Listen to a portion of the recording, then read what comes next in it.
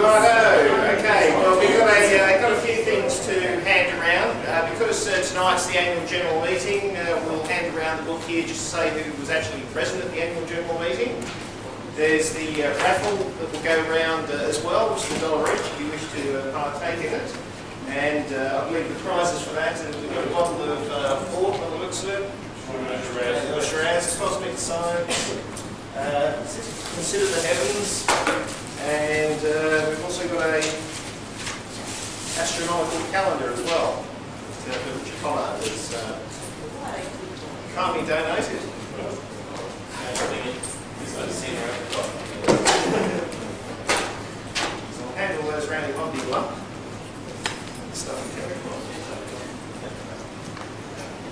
Now, I hope you don't mind the air conditioner being on this evening.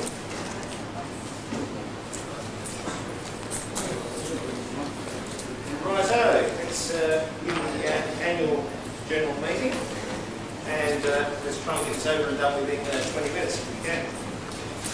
Right, first of all, have we got any apologies for the AGM?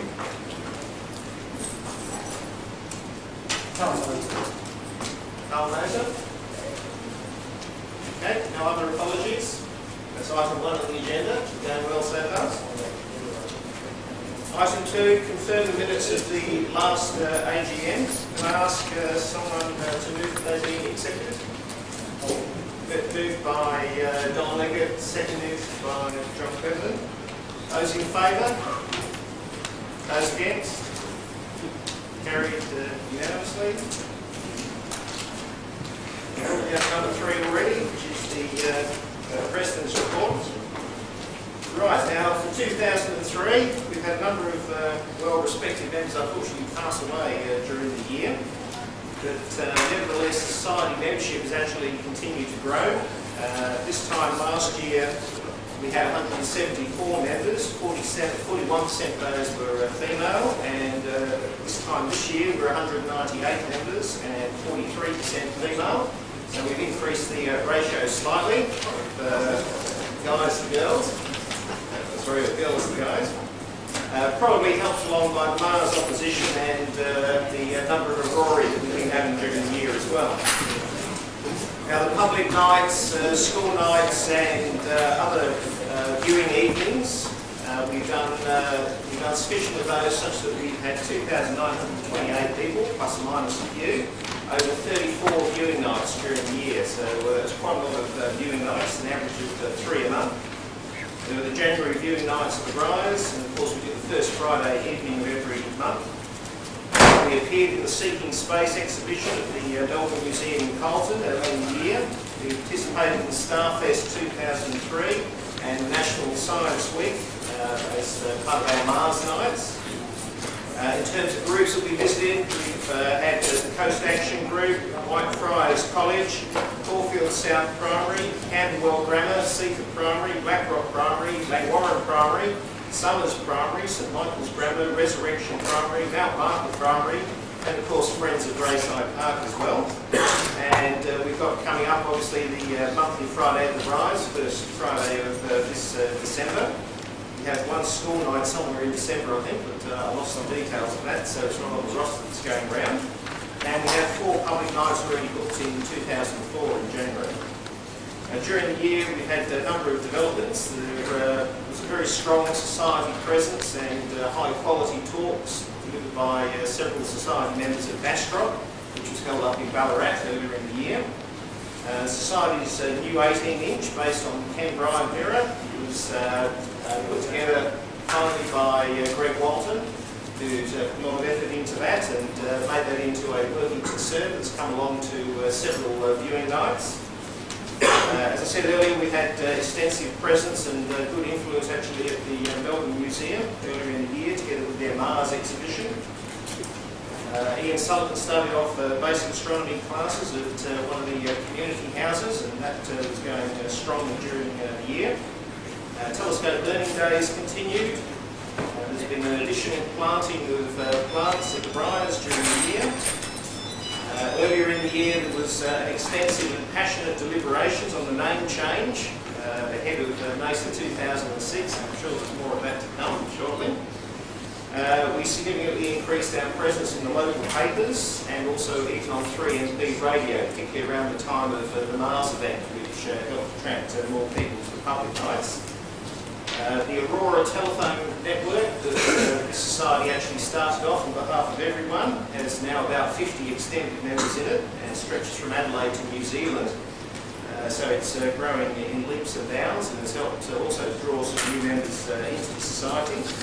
We've also taken on the regional role for all of Victoria for minor planet occultations for the Royal Astronomical Society of New Zealand, so they've given that to us. Newbies nights either have started or are about to start. Paul Taylor's not here tonight, so I'm not sure what the existing situation of that is.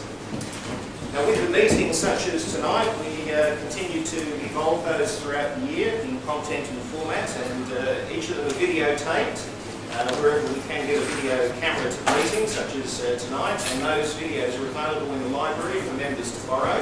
Say for instance you're unable to actually attend the meeting, you can catch up with it when you can. We've had main talks by Associate Professor Andrew Prentice from Monash during the year, Dr. Andy Ford from Monash, Dr. Tanya Hill from the Planetarium, Peter Lowe, Peter Norman, Barry Adcock from the ASF, Hugh Carman, David Girling and Ian Sullivan earlier in the year.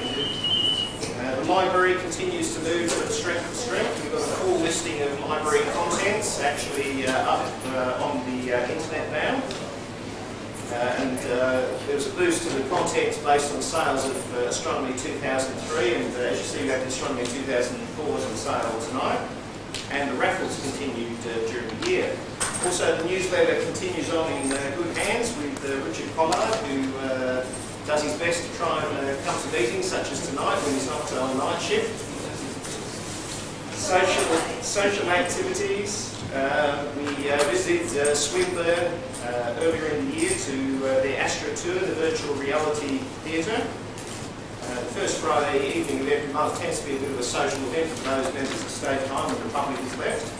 There's been a solar day this year, and of course the ongoing members' nights when they get enough members turning up.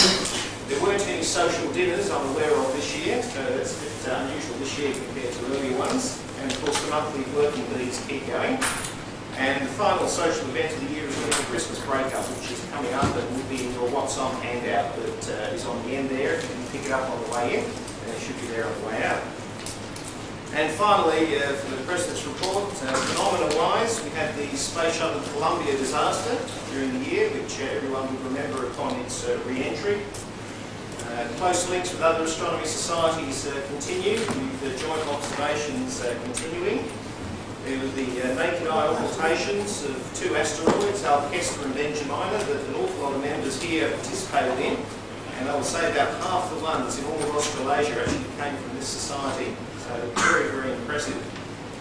And actually enabled an excellent determination of those, the science shape of those two asteroids. They're the best two ever recorded in the Southern Hemisphere. We had the opposition of Mars that places us in about 60,000 years. We had the grazing occultation of Mars that we saw a couple of Jacob's images there from down at Parkdale earlier, and we'll flip those back on after the AGM. And we had lots of auroral activity, followed by the largest solar flare ever recorded in history a couple of days later. And that only just missed us because it was right on the very western edge of the solar limb pointing away from us. If it had been pointing towards us, we would have had power blackouts like Quebec suffered in 1989, because it was actually a more powerful flare than even that one. Right, and that's the President's report. Can I have the Treasurer's report if the Treasurer is here? There is no Treasurer here tonight. He's probably up looking at Leonids, I would say. Therefore, we will carry forward the Treasurer's report to January's meeting as part of the AGM. The AGM will extend into January, so we'll skip over the Treasurer's report for the moment. Election of the 2004 committee. By the minimal powers declared in me, I declare all positions on committee vacant with a sweep of the hand. And I'd like to thank the outgoing committee, which has had a few changes during the year. I'll start with Ian Sullivan there, who's been the Vice President during the year. He conducts the Solar Day all on his own back. He conducts the weekend astronomy courses as well, for those that are interested in coming along and their friends. He's a fairly regular school night speaker as well, and he's a regular presenter, certainly at these meetings. He's organised quite a lot of the speakers that have actually attended these general meetings during the year. Coordinates the annual calendar. He's assembled a new slide set and he labels the videos dutifully for the library every month. So a lot of activity there. Marty Rudd, who's not here tonight, is the Treasurer, and he also acts as the liaison with the Eastern Australia Meteor Network, together with Richard Pollard as well. And he's also been a speaker during the year. Leggett up the front here in yellow has been the standing secretary for most of the year. With Sally Zeta being the secretary for the first part of the year, and she continues liaising with the school to make sure we have a happy and ongoing productive relationship with them. Don organises all the school viewing nights. He liaises with the schools directly and follows up afterwards. He's also branched out into being an occasional speaker at the schools as well, and we look forward to further developing his talents in this area. He liaises with Briars and also organises a lot of the suppers at the public nights. John Cleverton over at the end there, he's been putting regular entries in the newspapers so that when you've seen them during the year, they most probably have come from John. He's our webmaster. He prepares the What's On handouts that you all pick up. He hands out leaflets at every opportunity. He's looked after the asset register, and he assembles whatever maps are needed for the society based on his enormous wealth of contacts and software in that area. Roger Chandler, who's here tonight as well, is on the committee, is an ordinary committee member. He certainly assists with the social gatherings and working these. You'll almost certainly see them at everyone. The raffle, such as going around tonight. And we also thank him for also coming along and opening up the building nice and early together with Jane, so that people can get into the library early. Now, Jane McConnell's also on committee this year, and she's one of the ones that runs the library together with Andrew Gordon. She copy Scorpius and assists obviously with social gatherings and working days as well. Russell Thompson, who's not here tonight, he's our public officer. He's the one that gets into trouble if we have to vote and things don't go right. He's also looked after the lone telescopes during the year. David Gurley was the president for the first part of the year as well. And he's here, and he single-handedly looks after the telescope learning days, certainly earlier in the year, when we have those very regularly. He liaises with the Briars and also did the raffle early on. And Doris Wiggett, who's not here tonight, was an ordinary member for the first part of the year and certainly helped with getting the Scorpius out and taking the meeting with us as well. Right, so new committee members, vacancies filled by nomination, and I'm sure our current secretary will correct me if there are any others that have come to light. We have nominations received as of tonight for President Peter Lowe, who's here, Vice President Ian Sullivan, Secretary, I don't think we have a nomination, so the Secretary is open tonight. Treasurer Marty Rudd is applying for that one. Public Officer, none that I'm aware of at the moment. Ordinary members, myself, I'll vote ordinary. Leggett going in as ordinary member. Richard Pollard is the ordinary member. Or will you go for President, Mr. Pollard? Sorry, ordinary member, okay. And Richard will stay on as the editor as well. Now that leaves, we have two more. We have two, I just realised. Yep. Yep. Okay, that means of those, I declare all those people. May I make just a comment or observation loud? Yes, Bob. Just reflecting on the upheaval that we experienced at the March or April meeting, why is Peter Lowe nominating for president when he bagged society's finances, bagged our post office box, and bagged David Gurley's good work over 2 years? He is not an on-the-ground member. He has not been that way for a long time. To take the president's position requires a phenomenal amount of work. My question is, why the total change? It's contradicting what he has been very critical of earlier this year. What is going on? Any financial member of the society is entitled to stand for any of the positions on the committee. Yes, but I'm asking if a response could come through the chair via my questions. I know he's not pro-rise. Many people know that. He has antagonised many people. So what's going on? Is there going to be a total change from him or what? Your point is noted. That leaves two positions open. There's a secretary and public officer, which I'll put to the floor. Are there any nominations to take on the position of secretary of the society and the position of public officer of the society? Go on, it's not that bad. No? I probably am largely interested in nominating the secretary because I'm concerned at changes that have occurred this year, the stalling of various things, rename changes, etc. And I'm wondering whether there are two or more people involved in that, and it needs to be neutralised by other people who are pro-rise. Are you standing for the secretary? I guess I'll be nominated as secretary. Okay. Heale nominates the secretary. which leaves one nominated as being the public officer. I'll take this. So the public officer is the only one. Second, Mr. Chairman. Second. Oh, yes, we'll get to that. Right.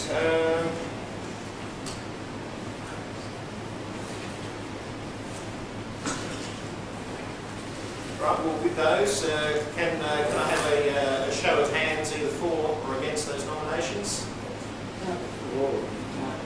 No, for there's no, yeah, got quite an order there that because there's no vote, we don't have to vote on it. We've got more positions than we've got candidates. So I therefore declare the committee for 2004 elected, and I thank them and wish them good luck on behalf of the society, particularly with NASA coming up very soon. Preparations will have to begin on That those. means there are still some vacancies, public officer. Public officer is still vacant. Yes. Which means if you are interested in the public officer at a later date, please approach the committee and they may consider your interest at that time. Right, special business, which is number 6, because due to an oversight, the special business did not get notified in time to all members of the society. That will be adjourned until January's meeting, where the Treasurer's report will be covered as well.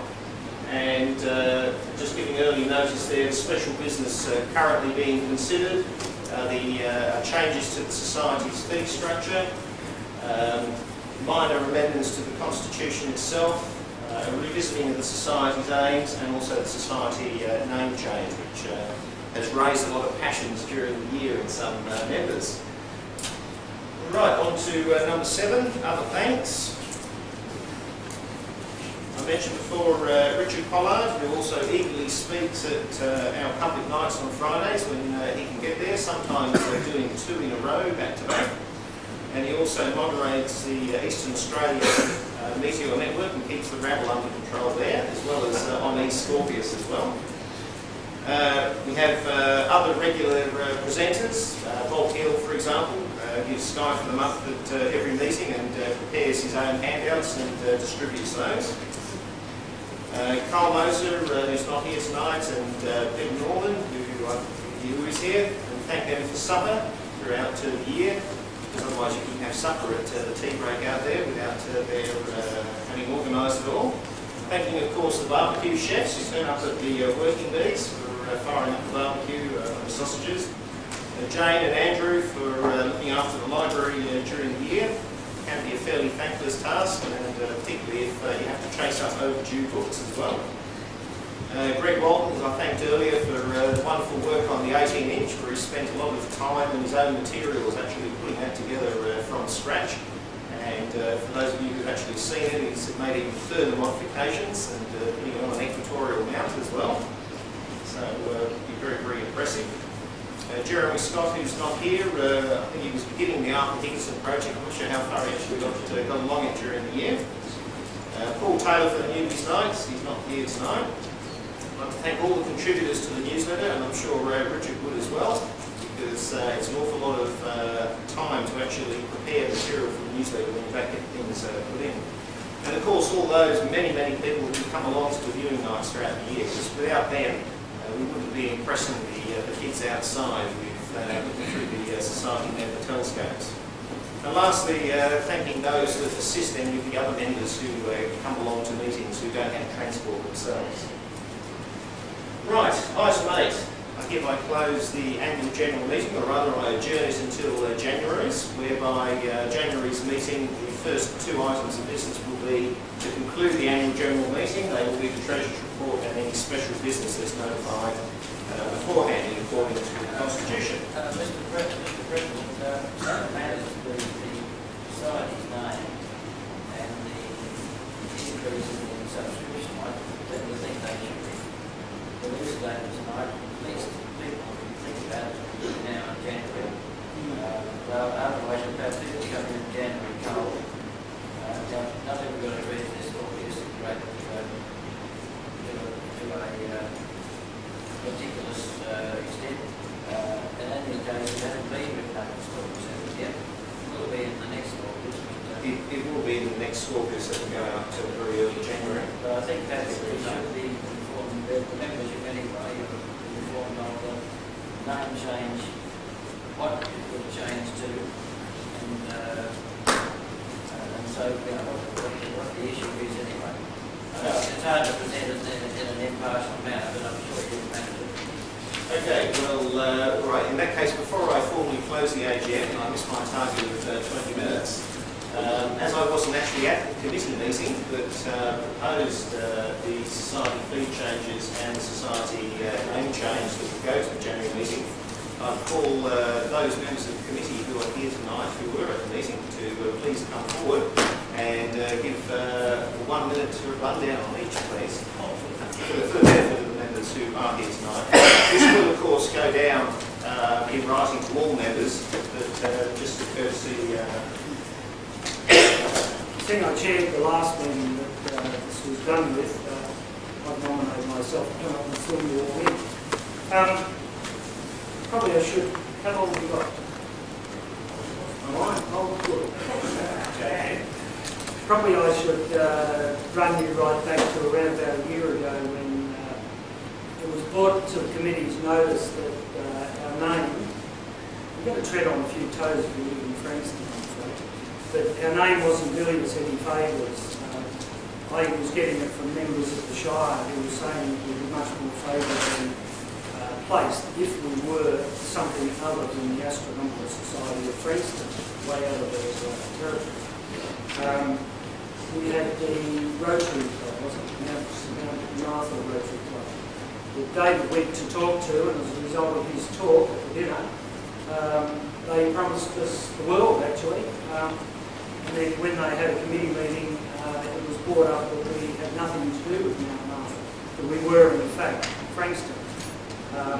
We would have had a toilet probably at the riots as a result of that, but they remember for that reason, just the name. So we figured that it needed to be talked about, and it was talked about, and finally we brought it up and devoted a whole meeting to it in February. Most of you were there, I suppose. For those of you who weren't, I've recently described it as a circus. It brought home to us that there was absolutely no way that we could trust, if that's the right word, all the members here at a meeting like this to come to a sensible meeting and have a sensible discussion. David chaired the meeting, and David came up with the rules, which were that somebody could come up and talk for 10 minutes uninterrupted and have their say and nominate a name that they thought was suitable, back it up with their words, and sit down. We thought this would work. It didn't work.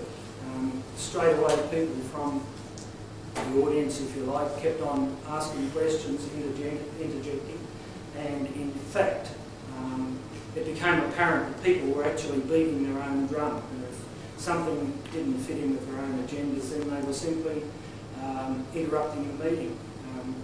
Biggest one was somebody who should have known better, who got up to talk. He had 10 minutes to talk about the name change, did not mention the name change at all.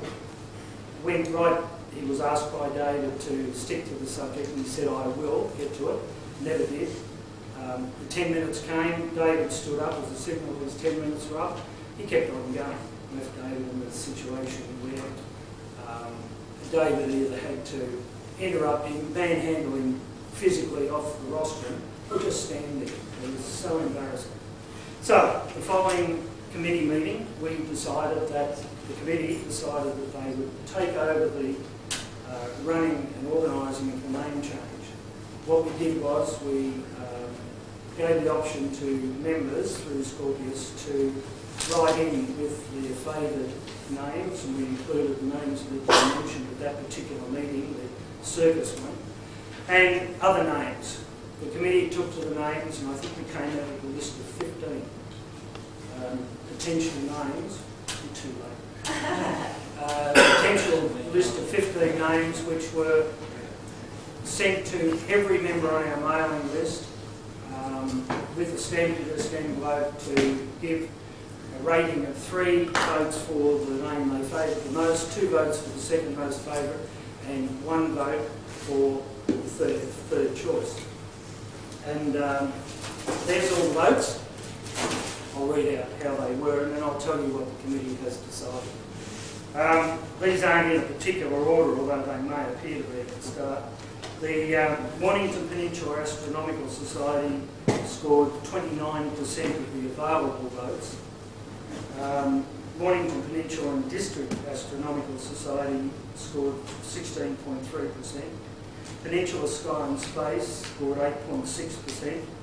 Astronomy and Space scored 2.8%. Southeast Victorian Astronomical Society was 5.7%. Bayside Astronomy Association 6.1%. The ASF, our original name, our existing name, is 14.7% of the available votes. So it backs up that people were in favour of a change of some description. Astronomy and Space Association was 7.3%. Victorian Astro and Space Association was 4.5%. National Astro and Space Association was 0.8%. Southeastern Victorian Astronomy was 3.2%. And Port Phillip Skygazers was 0.4%. And it all adds up to 99.994%. So I missed out somewhere. I probably missed one vote. But as you see, the committee undertook to decide on a name, keeping in mind the result of that poll. What we did was we joined together the Mornington Peninsula Astronomical Society and the Mornington Peninsula and District Astronomical Society in our thinking. If you add 29% and 16.3%, it comes to what, 45.3%? I think 45.3% of the available votes lean towards Mornington Peninsula something. Okay? Result of it, the last meeting, I moved the motion actually. No, I didn't. Somebody else, Marty did. Marty moved the motion, and it was carried unanimously that we put it to the meeting that we think the name should be the Mornington Peninsula Astronomical Society. Okay? Now, I almost said unfortunately there, just because of the schmozzle of that February meeting, but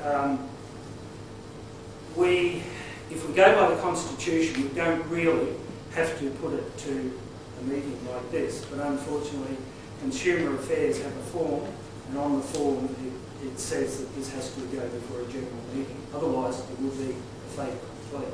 So, are we going to have Scorpius out in time by the 7th of January? Okay. Scorpius will come out before the 7th of January, and it will contain, amongst the other notifications of motions, that very motion that we change the name of the ASF to the Mornington Peninsula Astronomical Society. Okay. Questions? I love it, stunned silence again. While Mr. Treasurer has just come in, would you like to quickly present your Treasurer's report, or would you like to wait until January? I'll do that. Do that? Okay. Because we're eating into tea time. Good.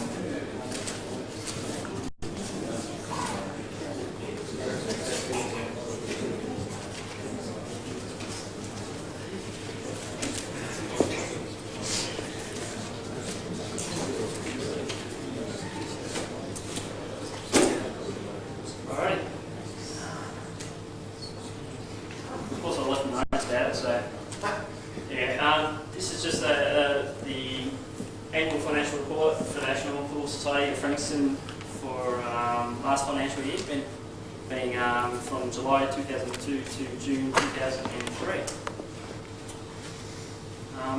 That's just a month-by-month balance of the accounts of the Society for the last almost 2 years. The section in orange in the middle there, that's actually the last financial year, the last fiscal year.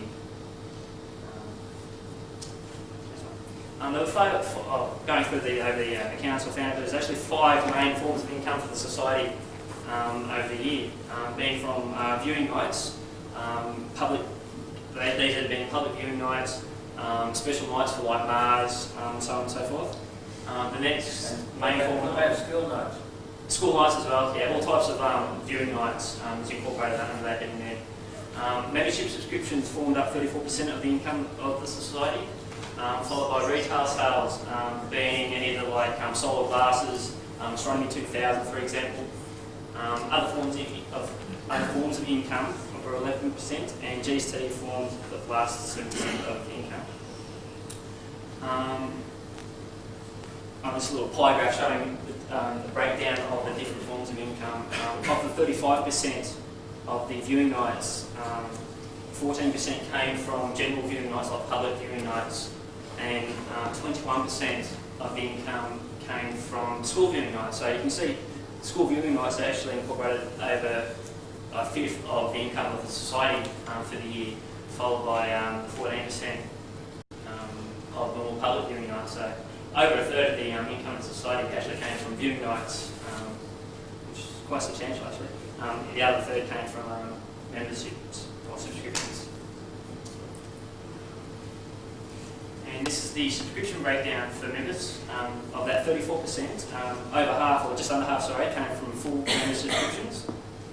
25% of that came from pensioner subscriptions, and the remaining 25% were either family, pensioner memberships, students, and newsletters, so the remaining few types of memberships that are available for the Society.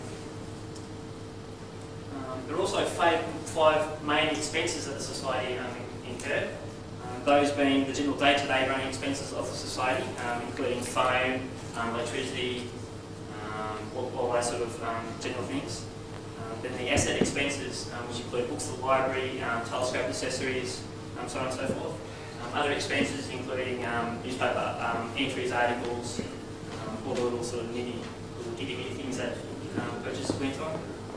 And the last thing was purchases for resale, so the purchase of solar glasses for reselling, Astronomy 2000 for resale, and of course LGST pops exactly out again. And with the expenses over the, this is basically the total of the expenses over the year. As you can see, the insurance for the Society actually incorporated the highest amount of expense for the year, almost being $1,000. That's only because only for this year we paid 2 amounts of insurance for the Society this year. One being for, I think it was paid in about probably August last year to carry us through till December for public liability, and then we paid a 12-month policy from January to the end of this January. So it's actually 2 amounts being paid at that time. That's why that seems so much.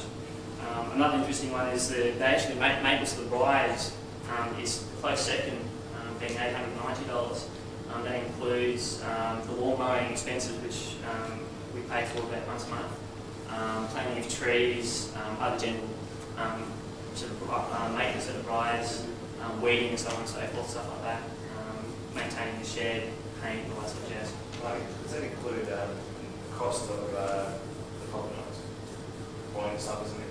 No, the first one on the left here, subsplice. That's it. Yes. So it's right there. It's a little bit hard to see. I don't know if I'm turning the lights down or at the front. Easy. The one on the left there, $650. That's all summer supplies, including summers here, working bees, other viewing lights, all that sort of stuff there, coffees and milk and sausages and all sorts of jazz. Third highest one is actually the newsletter. So the printing of the newsletter, the posting out to members,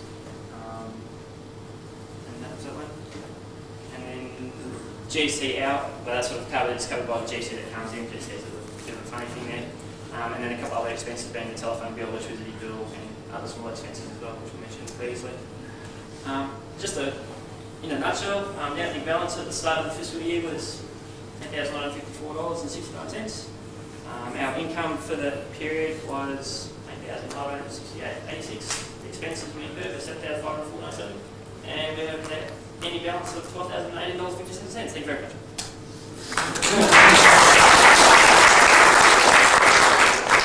Right, Marty is obviously proposing that we accept that treasurer's Oh, report. yeah. Can I have a seconder of it? Seconded on Leggett. And I'll close the AGM for the second time tonight. Adjourn, sorry, until January. Okay. Right, now on to the normal meeting that we start at 8 o'clock. Right, we have a treasurer here for the night, or is he about to zip off to the Leonids? I'm about to zip up to Leonids, but I can hang around for about 20 minutes or so. Yep, okay. Right. With the talk, do you want to wait until after tea break? We'll have an early tea break, maybe? Oh, yeah, I've got that. Yep. Peter, early tea break feasible, get Norman? Yeah, whatever suits you. Yep. All right, well, what we'll do is we'll break the tea break in about 10 minutes' time. I'll just go through some of the preamble. We'll have the tea break and then we'll come back in here for the main talk. So we'll switch around the other way. Right. Congratulations to the following people on their milestones. We have 2 new members tonight, Tony Bland and Louise Turnbull. And I'm not sure, yes, Louise is here. And Tony's as well. Okay, welcome tonight. And certainly if this is your first time for the meeting, we'll show you where the tea room is, although I think I've recognised both of your faces, so I suspect you're starting to know your way around. To the other members, I would ask you to put your name tags on, which I have dutifully forgotten to read myself tonight, being a shining bad example, because it not only helps the new members, but also the existing members who find it difficult to remember all the names. Right, during the month since we last met, the viewing nights, we've only had one. We're recovering from all the Mars viewing nights that we did, and that was a public night at the Briars when we had 80 people there and no crowd. I thought you might be interested that since we began logging the viewing nights, we've actually seen 25,988 people since records began in school and public nights. So that's quite a lot that society's done today. And the average cloud cover is about 43%. That's one of the few statistics over the years. So about 50-50. Members' nights during the month, has anybody... Well, it was only one that I went to, and actually there was only just a lawyer and myself at that, but we had a 2 or 3 good hours viewing around late last month. Yep. And certainly the Leonids nights, you want to say, you got anything to say on that? Yes, we saw nothing, so... unfortunately, yes, there's quite a few members went up to the Rise last Thursday morning, I think it was? Friday morning, Thursday night and Friday morning. About 12 members went up there, anticipating quite a good display, and unfortunately we saw absolutely nothing. I think 1 or 2 meteors were seen through the whole night. Obviously, I mean, the predictions for these things at the moment are still a bit iffy. It's really just a matter of going out there and possibly seeing something. Unfortunately, we did see nothing, which is a result in itself. Seeing nothing actually means that they can readjust their calculations and assess what they thought they might have seen or should have seen, and then hopefully they can work out where they went wrong, and maybe next year or next time they'll get a better prediction. Even saying that, just in the last 3 days they've re-released a new prediction for tonight, so I'm actually on the way up to as close to probably New South Wales as possible after this meeting. Hopefully we'll get clear skies up further north. You know, there's a bit of a thunderstorm system coming through. About 3 days ago they actually released new predictions for tonight. At 10 to 4 in the morning there should be, or hopefully, there's predicted a new peak which should see about 70 meteors an hour, the Leonids once again. So hopefully they're right this time. It's going to be travelling a fair way. Hopefully they'll see something. So if it happens to clear up here tonight and you're doing nothing at 10 to 4 in the morning, get out and possibly have a look out to say again. What time was that again? Sorry? What time did you 10 to 4? 10 to 4, yeah, tomorrow morning. So, I think the way the weather's looking down this way at the moment, you'll probably see a really lightning storm instead. So, But yeah, unfortunately, for all those people who dig out to have a look, don't blame me, blame the scientists. I'm just the messenger. Yeah, so thank you for that. Okay, thanks, Larry. So was it 4 o'clock tomorrow morning? Yeah. Yeah. Just okay. Astronomy classes, you want to say anything about that, Ian? Just briefly, the next class will be on Saturday the 29th of November, which is a couple of weeks away, not next Saturday, the one after, at the Mount Eliza Community Centre. But see me tonight if you're interested, if you would like to come. Better talk in advance before you actually come. And there is a possibility of December 20th, but only if there are enough people wishing to attend. We'll get in advance and we know that for the number. So that's doubtful, that will be decided on the 29th. So I think it's pretty sure I've got enough people on the 29th, even though they're coming. So we'll have a quorum that night, that day. And anybody wants to come that day or is interested in the meetings thereafter, see me later tonight during the steeper. Thanks, Ian. Also on the 29th of November, that very evening, there's a naked eye occultation of a bright star that you might be able to point them to while you're at it, on Kappa Capricornus, which is magnitude 4.7 star, so naked eye. And that will graze along the edge of the moon up on a line between Queenscliff and Sandringham. So if you live up around that way, if you're on the line to within about 100, 200 metres, you'll see a graze of that bright star. About 27 kilometres from Frankston, and it's at 11:19 at night. So that's a Saturday night, so it's quite reasonable for actually getting 25 degrees up.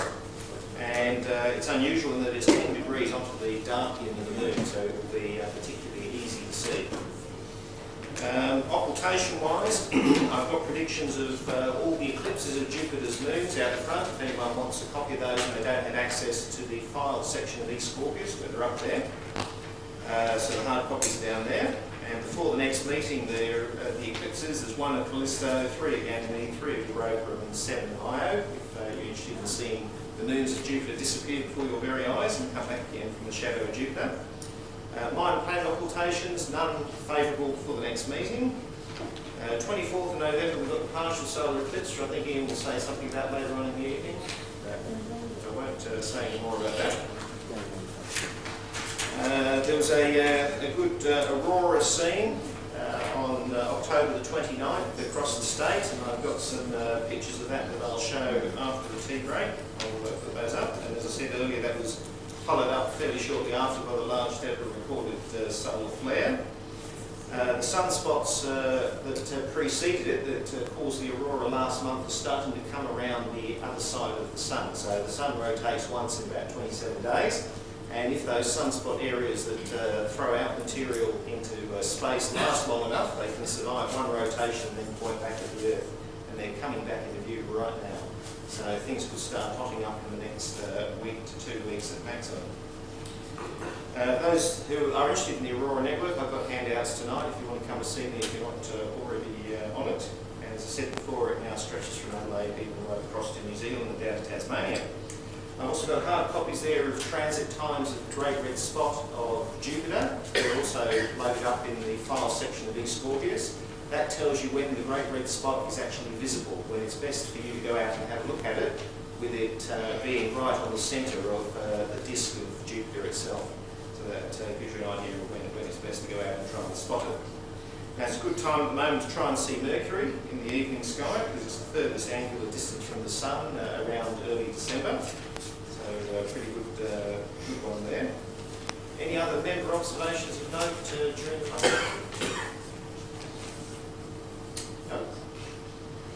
All right, 21st NASA, I would remind you, the Society actually hasn't received any formal notification of this as far as I'm aware, but April 9th to 12th in Hobart this year is the National Australian Convention of All Amateur Astronomers, being held at the Rest Point Hotel, and it's aimed at all levels of astronomers from advanced right down to new beginners as well, and it's usually very well attended. Can I have you received information about that? No, you just know it's on, but you haven't received anything. Correct. I've received nothing, and Marty, nothing's come to the level of Marty. I've had some personal comments. They're hoping to put a call out for papers before Christmas, and I'll put their first notifications out before Christmas, which is really very, very late. Can we draw the raffle if we're ready, Roger? Before you do anything, I recently had a message from a lady whose deceased brother has left a celestial 8 in not 100% condition. If anyone's interested vaguely in it, and also some rather strange mixture of optical bits and pieces which he couldn't describe, they put over the phone. If you would see me afterwards at more tea time, I'll take your details and perhaps we can communicate with them. Thank you.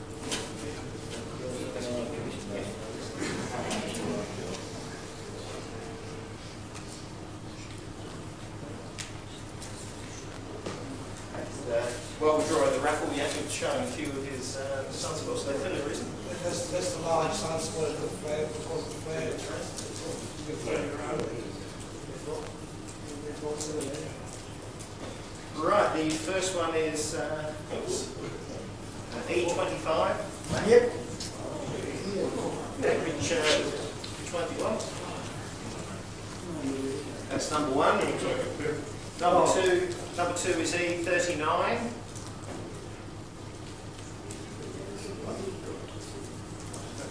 I'm going to take a picture with them. Number three is E38. That's two. Two hits. And the last one is E10. E10.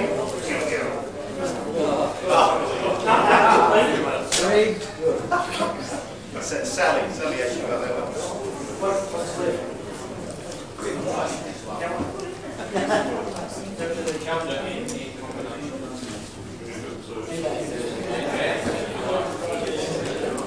Right, I would remind you before we break for an early tea break that I have the Astronomy 2004 books at the front here. For members they're $20 and non-members they're $22. If you're interested in getting one of those, please see me during the tea break or after the meeting. All right, well, Jakob, we're going to give a quick rundown of what you've got there, and then we'll break. That's just a large two sunspots there that associated with the big flag and pad. Unfortunately, the features of that showed towards a couple of days before it came up in the center. How do they go with the lights? Yeah, we'll try that. And then they press the lights on this, you see. It doesn't work. It's as good as that. The sun looks like it should come. Yeah, this one's more. This one up there.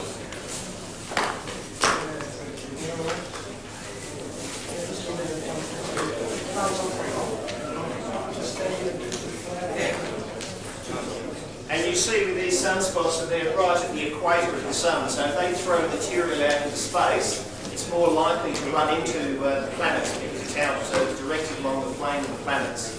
So you're more likely to get that material impacting Earth if Earth happens to be in the way of it, because it's in the right position up and down, and hence you're more likely to get an aurora if injections come from near those sunspots. Is that an indication that the next cycle is starting? Because the sunspots generally start at the equator and then they progressively move to higher latitudes in the cycle. The fact that we've got so this means that these are the end of the current cycle. Yeah, they're getting close to the equator. Okay. I just wondered whether they were in this cycle. We'll show that. That's your breast. Oh, all right.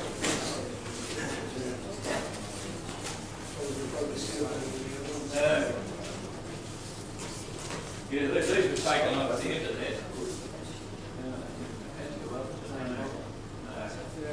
But the market, you can see them from the back, probably they're big enough. And that was when there were two groups close to the equator, and that was a single group. Sorry, the colour's not quite right there. That was taken on another day. And this was taken, I presume, in hydrogen. It's a big clear, a big prominence out here. That picture was actually in the Showing the newspaper that you were able to try on the back page. Yeah, it's the same one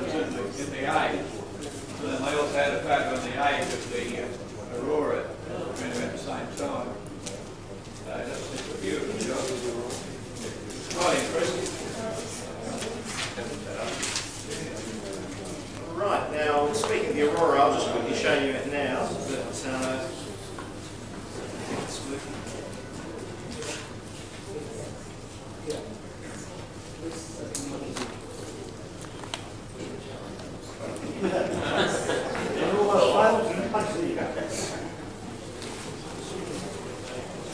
Now, what this is the government's ionospheric prediction service puts out a map like this, and when it turns red, aurora spotters get very, very excited because it means there's a lot of magnetic activity, and this is what occurred on the 29th, which you can probably see on the top of that diagram. And as a bar graph here, they have something called the planetary K index, and when that gets up to about above about 7, we see an aurora at our latitudes here. And as you see over on the 29th, it went right up to 9, which is its maximum. In fact, that only very briefly got up to 9 and then dropped back to 7 quite quickly.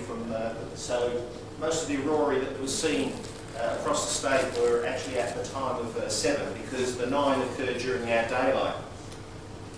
Now, this shows Antarctica and Australia sort of tucked over here.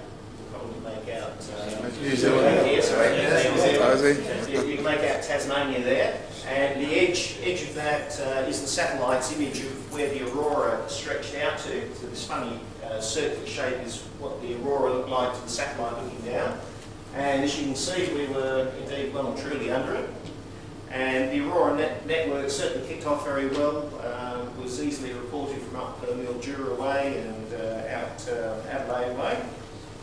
This was taken by Rob McNaught at Coonabarabran, so quite far north. This is an all-sky image, and south is down the bottom here. It's a black and white image using probably what they use for capturing meteors. Is that right, Marty? Yeah. Like the meteor network? So it's a hubcap, yeah? Yeah. This one was taken by Phil Holt. Are you here tonight, Phil? No, not here tonight. Taken probably from his house near Mornington Racecourse, I believe. Looking south, so you can see the aurora there on the 29th, looking quite lovely. And he's also got a hubcap, and he took this photograph at the same time using his truck hubcap. And south is down the bottom, so you can see there's the aurora there as part of the whole sky. So lovely image there, and obviously the camera is suspended off this pole, I would take it, looking down on the hubcap. So something very simple but very effective. An earlier one this year, back in August, this was taken by another member on the Aurora network in Ulverston, which is Ulverstone should be, which is northwest Tasmania. So it's about as close a point on Tasmania as you can get to Victoria. We're very, very close to us. And as you can see, a very clear ray there, seen in the evening sky, and the same there on August 18. Unfortunately, we were under cloud here for that one, so we didn't get to see anything at all. And most of South, in fact, all of South East Australia was under cloud at that time. But very impressive shows there, and we would have had an impressive show as well. And that's all for the slideshow. All right, well, we'll adjourn for tea break now. As I say, Astronomy 2004 if you're interested, and we'll reconvene in here at 9:20, and we'll kick off the video at 9:20 as well.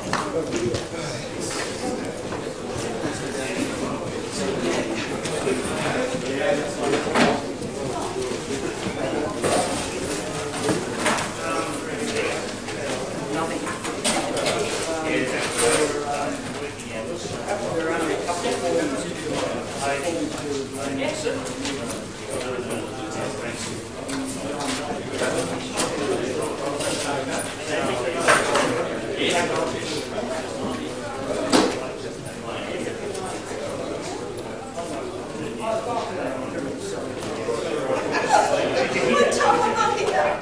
you weren't here.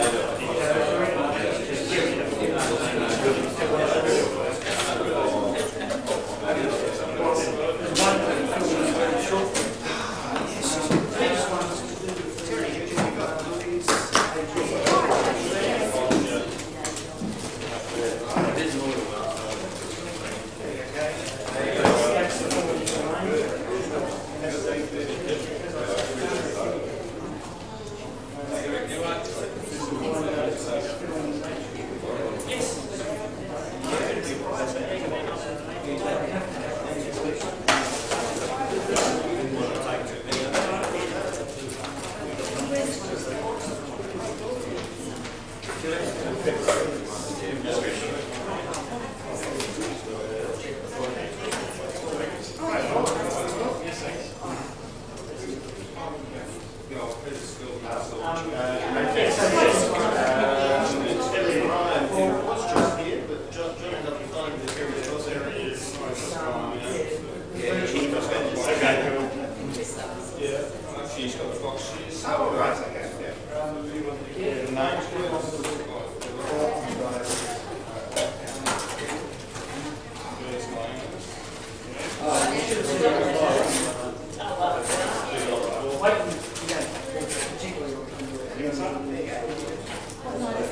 you were a member of the ASF as well? Yeah, it was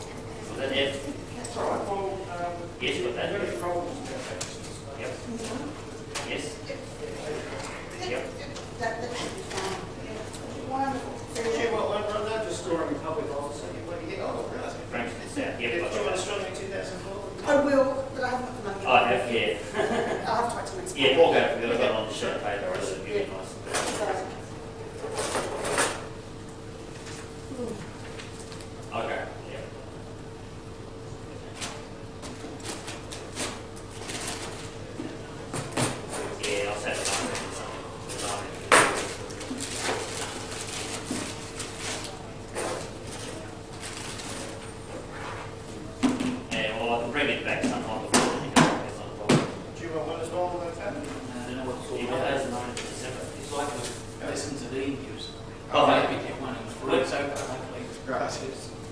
At my level. Yeah. All I could say is Okay, yeah, I can bring it up on a Friday if you want. It's not right. Yeah. turn around with something across the Ricky Bird. Right. Just like it, pick up school is this whole. Oh, okay. That's, Yeah, but I'm just saying, it's a good production. It Yeah. might help me to see more of the stars that. yeah, that's right. That's what they show. Yes, that wouldn't be a For problem. example, it's, given I'll just make it out that Monday, direction, 22nd. you'll start to see some of Monday, those stars. 22nd. into the planets. Yeah, but I'll give you a ring then Get to know some of the others. to confirm the time and the stuff. Oh, that's right. Oh, my surname's Ashley. ASF. You get into the photos and the files? Yes, seems to be working. Because I only discovered fairly recently. Yes, I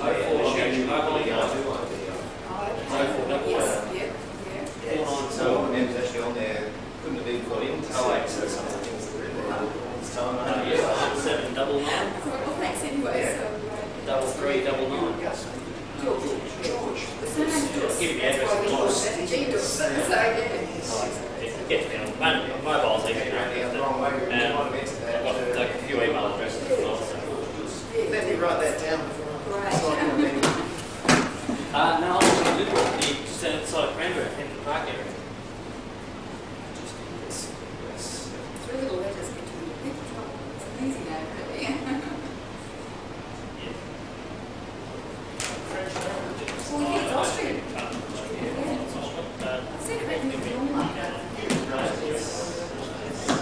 they're Italian. Certainly in some of it, you'll see Aurora reflected. Yes. Marty Rudd, some of his pictures are actually up on there from some of them.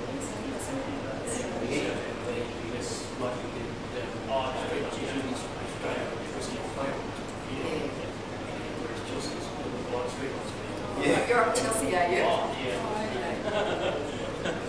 Yeah, burn your eyes out. Let's go. Thank you. Thanks for that. Thank you. And thanks for your help, Ken.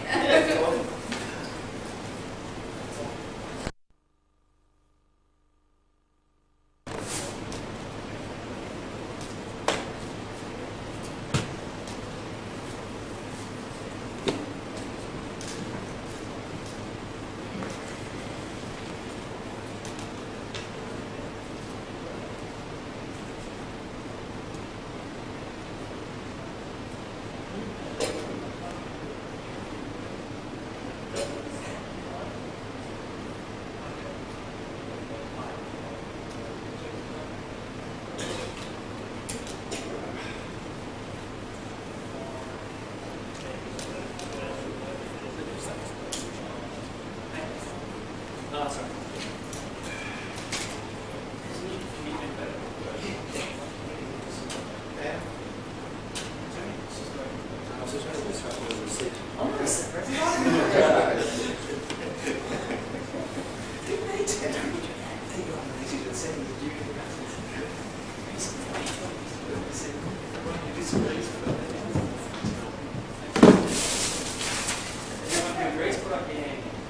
We actually put a full house down.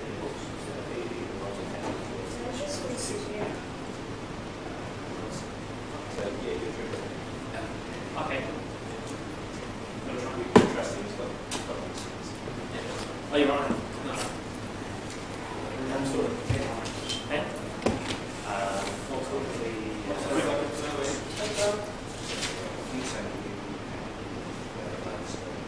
Nice driving the front one.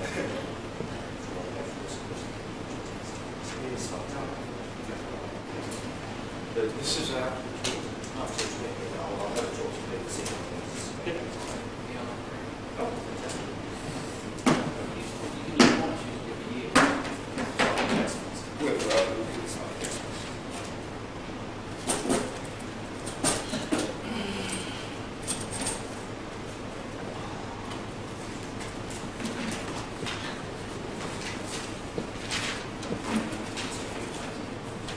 Yeah, no, I just understand some of that.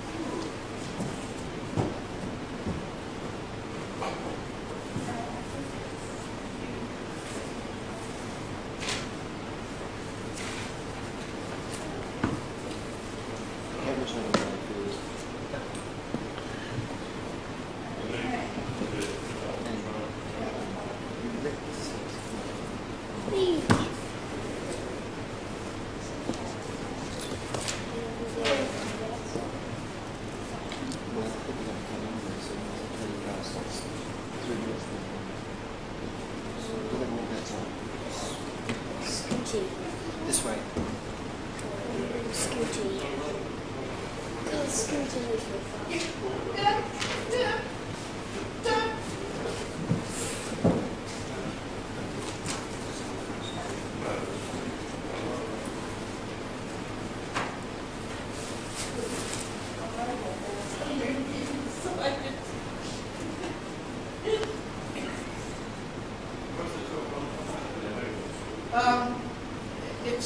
It's in two parts actually. One part's on really exploring the reasons why we have a society. The other is on observing the 2002 penumbral eclipse and how the two connect. 2002. It was just a number of eclipse. Peter Skilton playing around with ways in which we measure the penumbral shadow, which you can't see. And we thought, well, can you detect it? Yeah.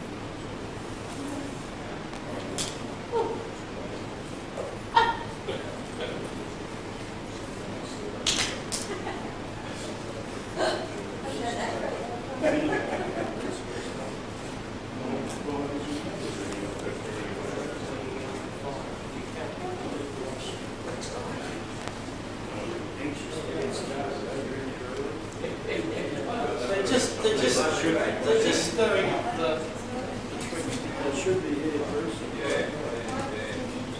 Otherwise, it's going to be late night. Yeah, absolutely. It's nice and cool. I can stop at any time. All I have to do is say stop there. This is what we want. No, the observatory. Well, they might have a signature one going Yes. Might be much good though. They're the ones from South Australia. These are, Yeah, those ones, they're there's a privately owned one. The guy built it in the backyard. He's got a 26-inch Newtonian. Yeah, and I think it's a 16-inch. That's it. That's a 16-inch. See that one? You can see it's a two-story building. How do you guess what they've got there? A coffee shop.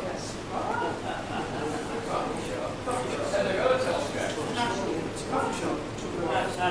And the bottom floor. And they're planning to put a telescope in one of these days. But it's a challenge. Yeah, I mean, for the society. but it's fully substrate society. That's what it is. The dome itself obviously rotates around the wall, but the floor, the second story floor is attached to the dome. So that as the dome rotates, the floor rotates around the dome. But they just never go around and put it up there. Right, well, I'd like to introduce for those members who don't know Peter Lowe, who's now officially your president. He's going to speak to us tonight on, is it penumbral eclipses or are we on to observatories? No, we'll talk about it. And then afterwards we have a short segment by Bob Heale, Sky for the Month, and Ian Sullivan as well.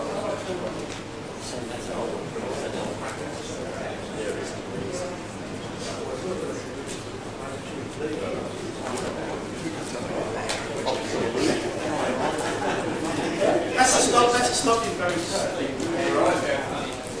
They're not moving. It's making me busy.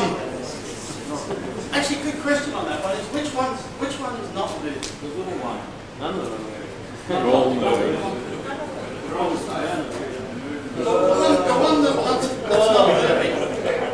The one that's not moving is the one you look at. They're all over.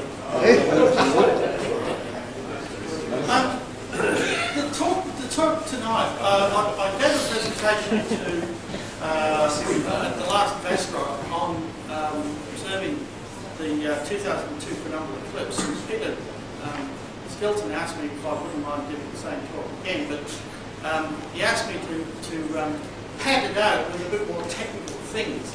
And I said, well, I couldn't think of any more technical things in there, but I thought I might be able to pad it out a bit.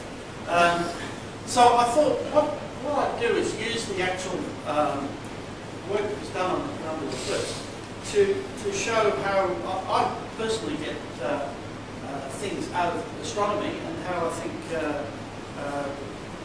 general membership could get more out of it.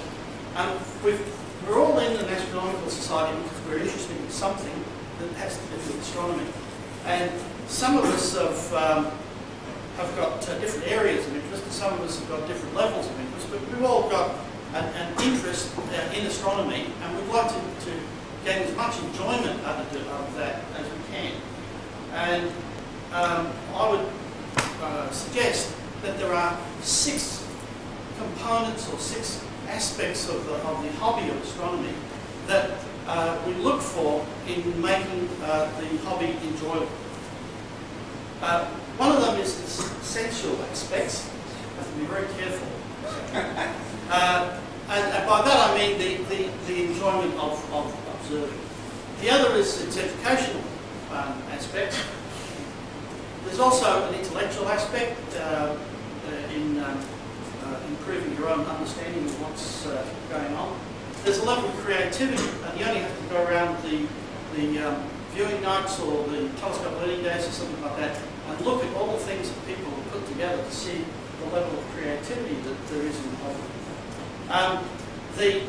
It's what I call interpretive, which is all the discussion and exchange of ideas, and then obviously a big factor of social aspects. Now, in order to get the most out of the hobby, we really want to get a bit of everything of those into whatever we're doing.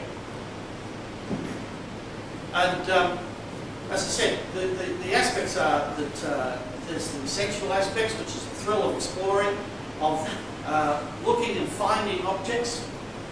And you can see that at our viewing nights, I'm not too sure what this I'm pointing at, but they're obviously excited about whatever they're then there's the educational side of it, and some of us have a lot of fun actually going to school nights or showing people aspects of astronomy. And again, go to any of the public viewing nights and look at how the members enjoy showing members of the public through their telescopes at objects. The sorts of things we get with education is one of the presentations of a scout group. That particular night, I recall, it took us ages to get the scouts to actually sit down. Getting to the schools, and of course, the telescope learning data. So each one of those brings out some educational aspect of the thing. Intellectually, it's just learning to explore the information that's available in the hobby. Reading books, looking at magazines, exploring the internet. I couldn't find a picture that I could look at with intellectual, and I just happened to have a picture of a poster paper on one of the naces. Creativity, you look at some of the levels of creativity, and I think this is probably the best aspect from my point of view of the hobby. This is quite interesting. There's a telescope at the backstrap. The chap's painted all this onto the scope. He actually, near the eyepiece, has his own star charts that he can flip. Beautiful, isn't it? This was a little spectrometer for looking at the solar spectrum, and again, it used a very nice result. And it was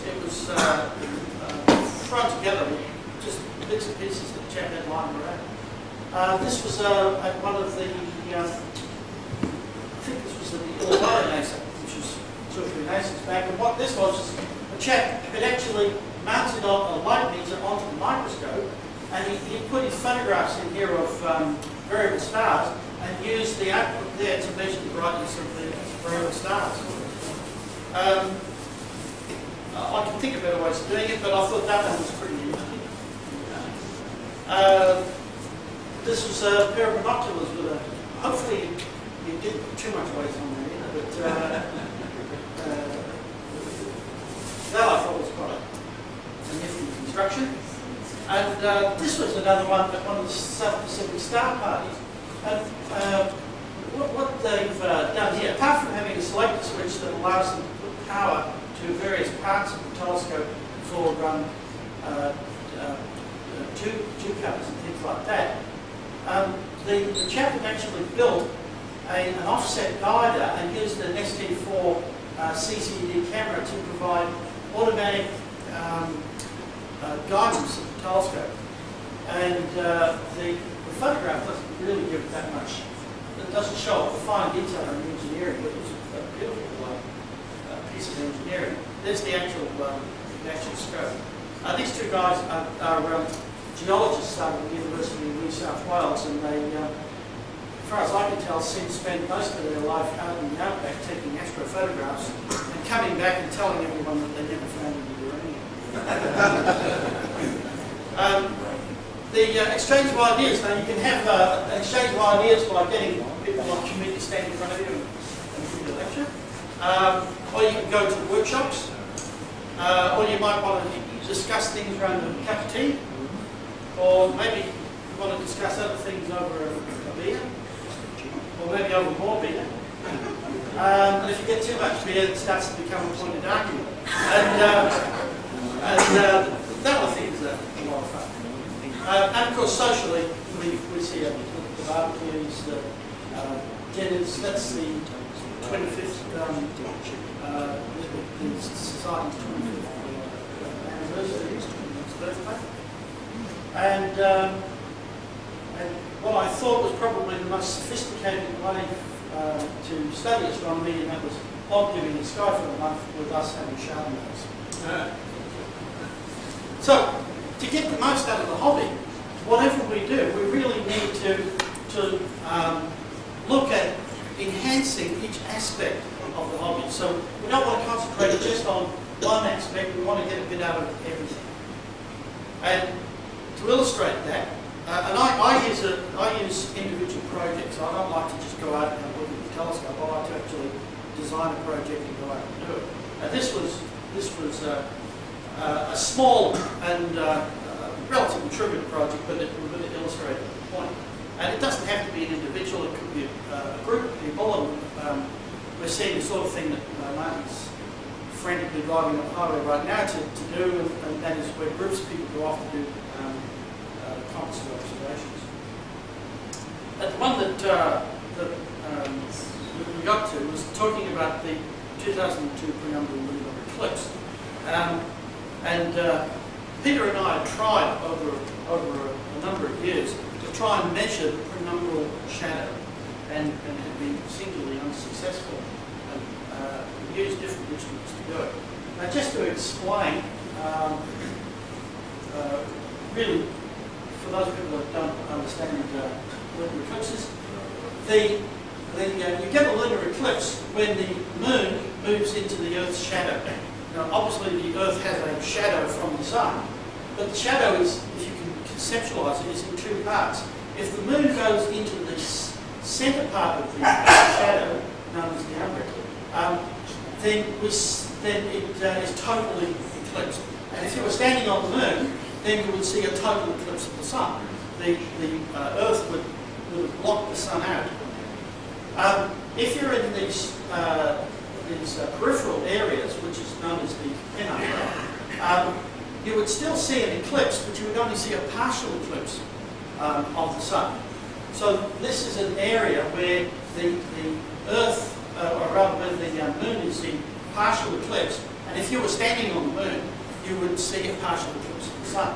Now, unfortunately, I don't have a photograph of a partial eclipse of the sun from the moon, but give it another 10 or 15 years, we might. And the way that we see that in the sky is that in a total eclipse, you have the shadow in space. You can't actually see the shadow in space, but you can see the moon pass through the penumbral shadow into the umbra, then out again through the penumbra, and then away from the shadow. And we would see a total eclipse there. If it didn't go totally into the umbra, we would see a partial eclipse. And this is a penumbral eclipse where it never actually gets into the umbra. And the one that we're talking about tonight, the moon actually passed down through here and only just clipped the umbra. In fact, it was only 15% of the moon actually went into the umbra. Now, some people claim to be able to see that with the naked eye. I'm extremely dubious of that. And according to the literature, you can just detect down to about 4%. And again, I'm not sure about that. If you take a couple of photos, if we take a couple of photos, like that one, combine them together, then you can actually get a feel for the shadow itself. So there's the Earth's shadow. And as I said, you can't see this in the sky. It's only when the moon gets in the way that you can actually see it. So you can see the sort of thing that's on the shadow. And the thing to note about it is that one, it's relatively sharp. It's not as sharp as solar eclipses, but it is relatively sharp. And this area here is where the penumbra is. And the thing that these are shots of other eclipses in partial phase. I'm not sure if they're actually the totals or partials, but the thing to note is that the actual shadow of the umbra is relatively sharp, and the penumbra itself is in what looks to be full sunlight. What we want to know is, can we detect a change in that area there? That's the observatory. That's my observatory at home, and that was the device that was used for it. It's an 11-inch celestron with a roll-off roof observatory. The door has been painted now.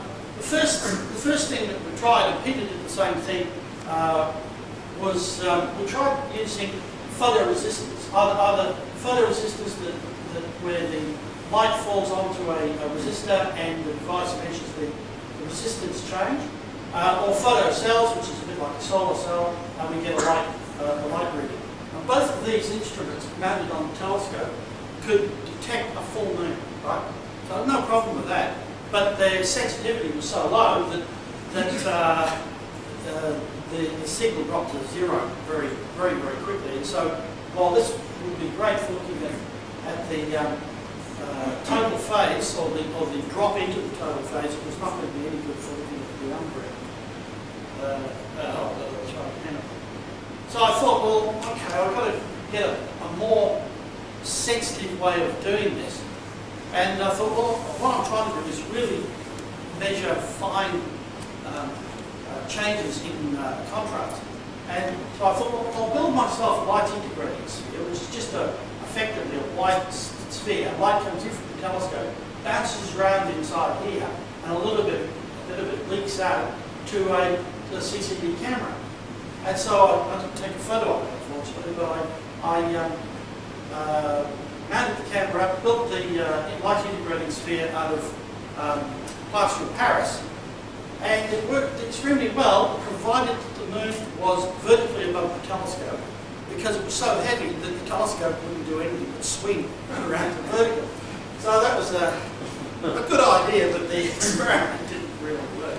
You don't have mirrors inside. No, it's just a white surface. In fact, what I did is get a balloon, blow it all up, put it into a box, pour plaster of Paris into it, let the balloon go when the plaster of Paris is set, drill the right holes, and the light literally comes in from the telescope and bounces off the surface.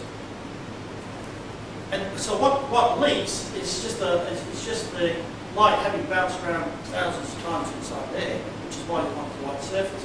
And so you get an averaged signal to the detector. I tried my light meters and things, and they were so I ended up putting the CCD on it. Now that led me to think, well, maybe I need a lighter diffuser, lightweight diffuser rather than a lighter integrating sphere.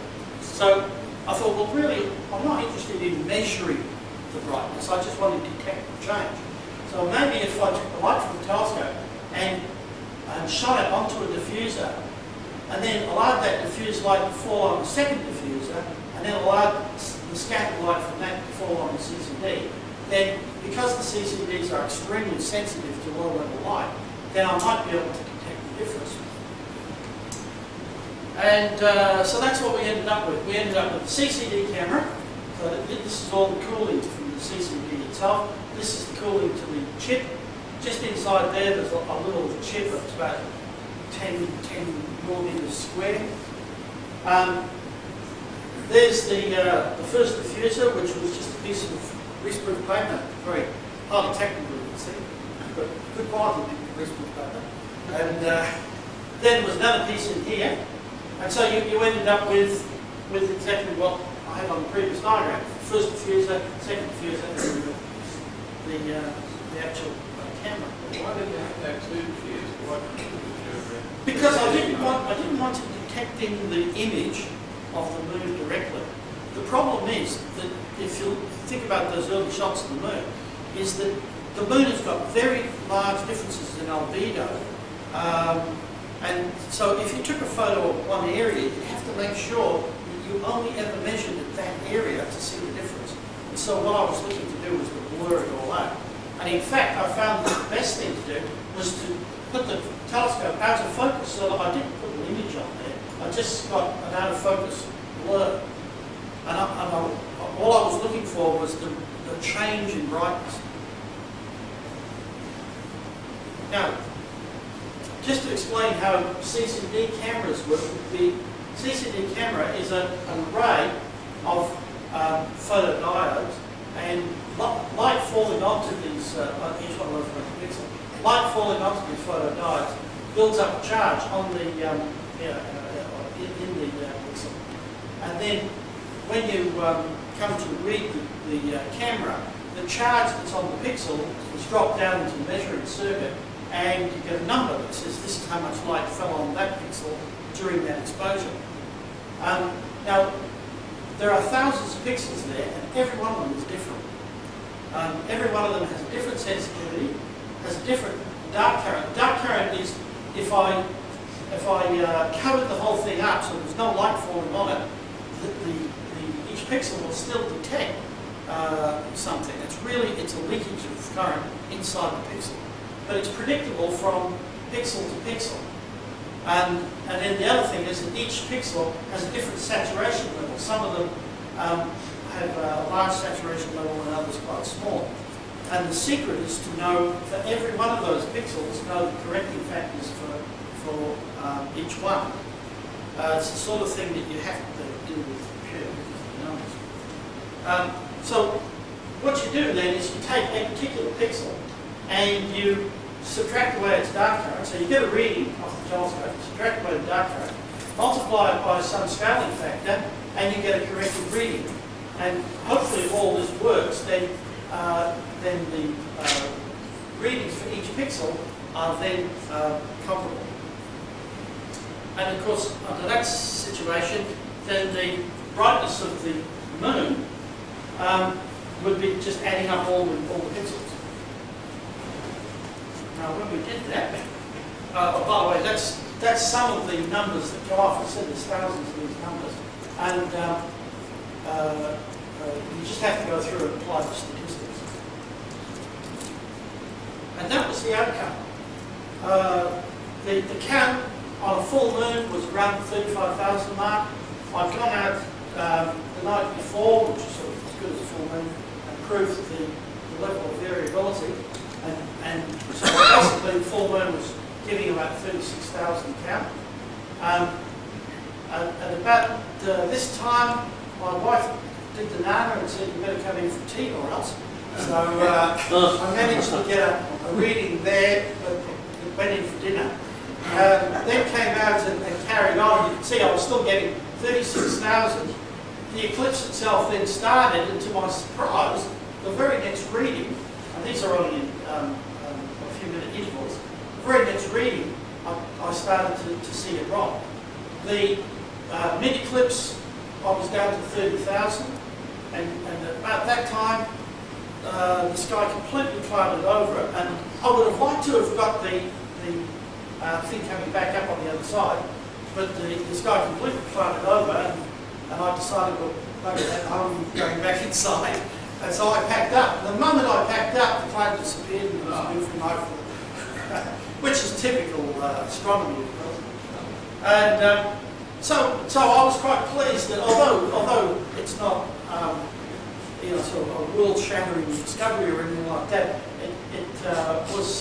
it showed that in fact you could detect this penumbral dimming, and that the whole project I think went over probably about 5 years, because we basically had to do it from eclipse to eclipse. So what did we get out of this? Essentially, it was a lot of fun chasing down the challenge and actually observing it. Although to the eye you can't see a thing, it's just a phenomenon. Intellectually, well, we've learned how to use the CCD in a different mode, and one of the things that's interesting is that it would be interesting to look at the error in measurement on these things to see whether in fact you could look at a better variable star measurement by averaging across the CCDs. Normal variable star measurements with CCDs, you take a photo, and then you tell the software that's the star I want to get the brightness of, and it makes the correction on that particular pixel. And it would be interesting to look at the statistics to see whether in fact you couldn't get a better result if you averaged it across the camera, which I think it intuitively probably would. Educationally, I guess that, as I said, the opportunity to share a bit of experience. Creatively, well, we've certainly learned that photoresistors and photodiodes and things like that don't work very well. But it was worth a try. And that there's a limit to how much plaster of Paris you can hang off the end of the telescope. Interpretively, the Vostok we've done quite well and stimulated quite a bit of discussion on different types of photometric methods. And hopefully it's got a bit of discussion going tonight. The other thing it did was it gave me something to do on a full moon. And that's the end of that, which I think is probably record time, isn't it? Yes, it's all that.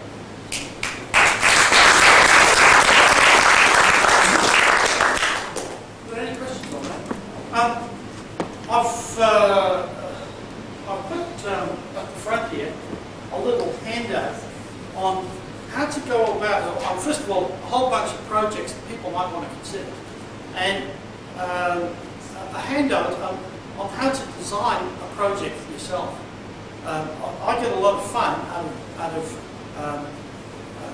looking at what's around, thinking, now what observations can I take, or what can I do that's going to do something, and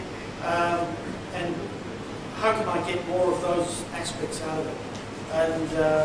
And if you take a little more sort of organised approach rather than just putting eyes to eyepieces, then I think you do get a lot more out of it. I'll leave that there. Yeah. Any questions? There's the silence. Sorry. With all that diffusion that you've utilised in the instrument, do you believe that either high or low cloud transitions would have very much effect? Oh yeah, it does.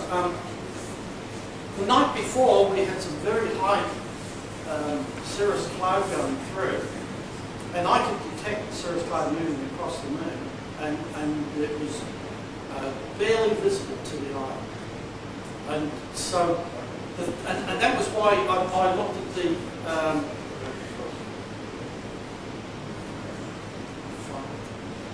that was why I did this work, was to show the consistency when I thought that there wasn't cloud going through. When I don't have the charts here, but when there was very fine cloud going through, what you saw were big changes. And so that gave me confidence that I was looking at clear sky. And I would like to carry on through here. That gave me confidence that I still had consistency in a clear sky. And so I was happy that that was a real effect. Unfortunately, the band of cloud that came through was a very low cloud, and I didn't think that there was an effect. It was just a low band that came through. And obviously didn't last long. Didn't last just long enough to shut the telescope down. Are you able to detect a difference visually? No. Because I can recall seeing a phenomenon some years back, and it was right at 7:30 at night. All the conditions were all good, and I couldn't detect the fact that I hadn't been able to book the yearbooks to tell me that the number of effects was on. I wouldn't know. Yeah, I couldn't see a thing, and as I said, in the literature, people talk about what is theoretically capable of being seen by naked eye, but I don't know of anyone that claims to be able to see it. Obviously, you can have a penumbral eclipse that goes very close to the actual umbral shadow, and you might see an effect there. On this particular one, the moon was actually moving close to the edge of the penumbral shadow, and so it was nowhere near the umbra. So I was stunned actually that it actually came out after having tried the other methods for so long. But the CCD, that wasn't a CCD camera, it was just like a cheaper. Yeah, it's a CCD camera. It's a ST6 astronomical CCD. I've been using it for years to do various star work. They're very, this particular one, it's got a larger pixel size than the standard ones that you buy. It's extremely sensitive. I can, if you look at, back up to the start.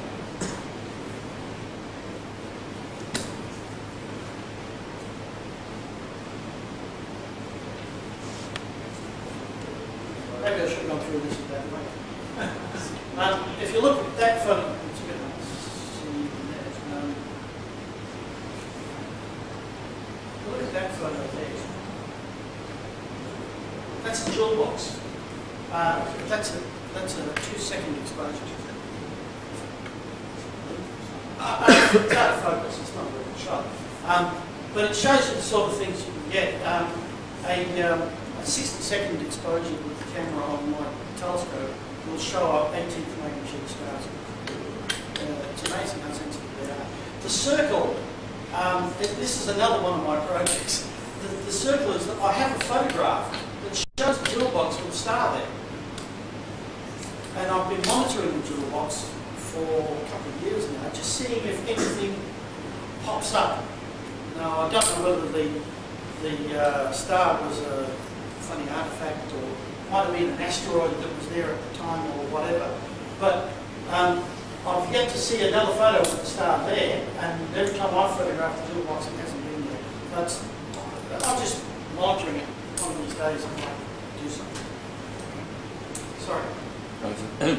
Your photograph of the time frame, if you were able to set it up for a total eclipse, would those little diamond shapes drop down the middle?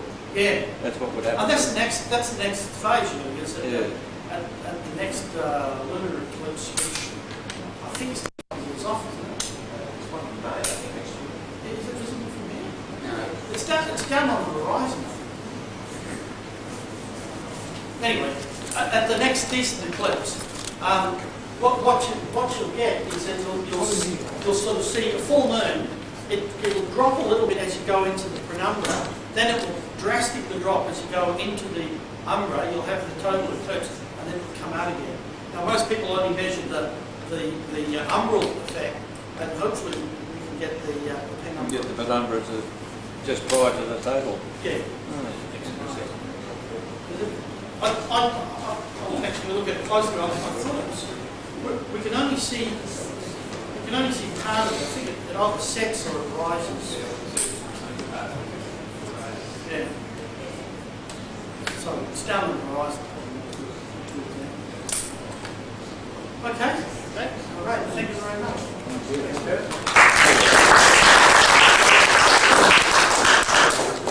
Ask Bob, we were starting for the night, and then Ian, if you have to set up the slides. There's not much on the slides, mostly in my case.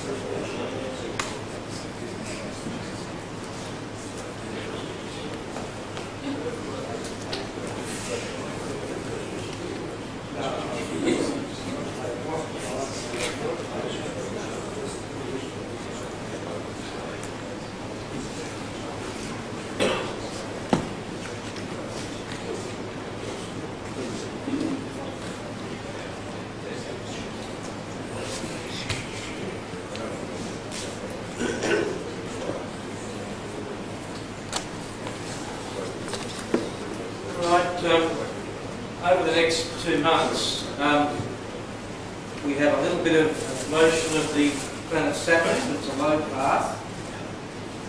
Okay. We are not blessed with a high path for Saturn from November right through to January, but the Northern Hemisphere will experience one. And as of December the 31st, it's fairly close to the Earth. So you should consider having a look at Saturn a little bit after Christmas Day. A few good near views of the full moon around that area. It's on the sky for the month. I have forgotten to show something for Jupiter, but keep in mind that it's only shortly behind Saturn anyway. There's no closeness with the moon and Jupiter, but I'm sure you can find it. Does that mean, Bob, that in January, the viewing nights, the public nights we have in January, is Saturn going to be there? Saturn will be there, but low. Low in the It's- setting sun, but after the setting sun.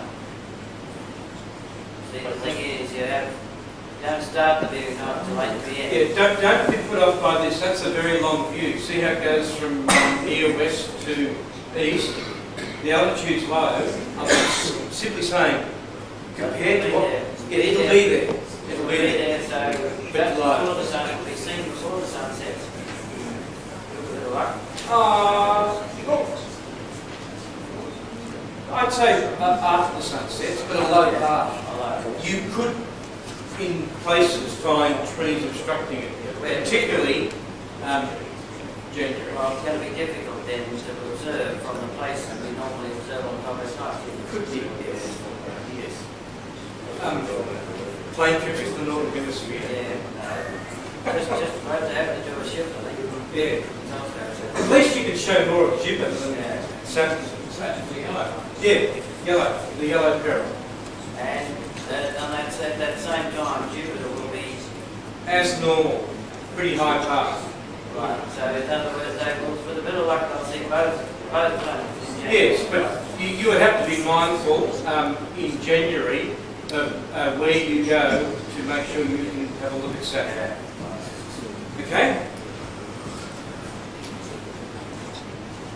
And in a similar sort of way, the path for Venus in a moderately dark sky is a low path in the evening sky. There's our Mercury, briefly for next month, as Peter said earlier. Mercury, western sky, evening. You can see that you've got a very, very clear horizon. Note, by contrast, the 10 figure here is very, very high, so that's a very low view. Don't be put off by the previous one, it's just showing a broad view. But Saturn will be lower than we normally expect it to be. Okay? So Venus is with us, particularly in the near southwestern sky. And finally, Mars, definitely declining, and after Christmas it seems to drop quite a bit in magnitude, okay? And take your pick which moon you want to view it with. Going through late November, early December, similarly late December, early January.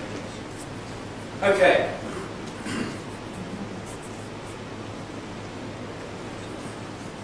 Well, that's three. Haven't we got the possibility of seeing 3 planets in the sky in January?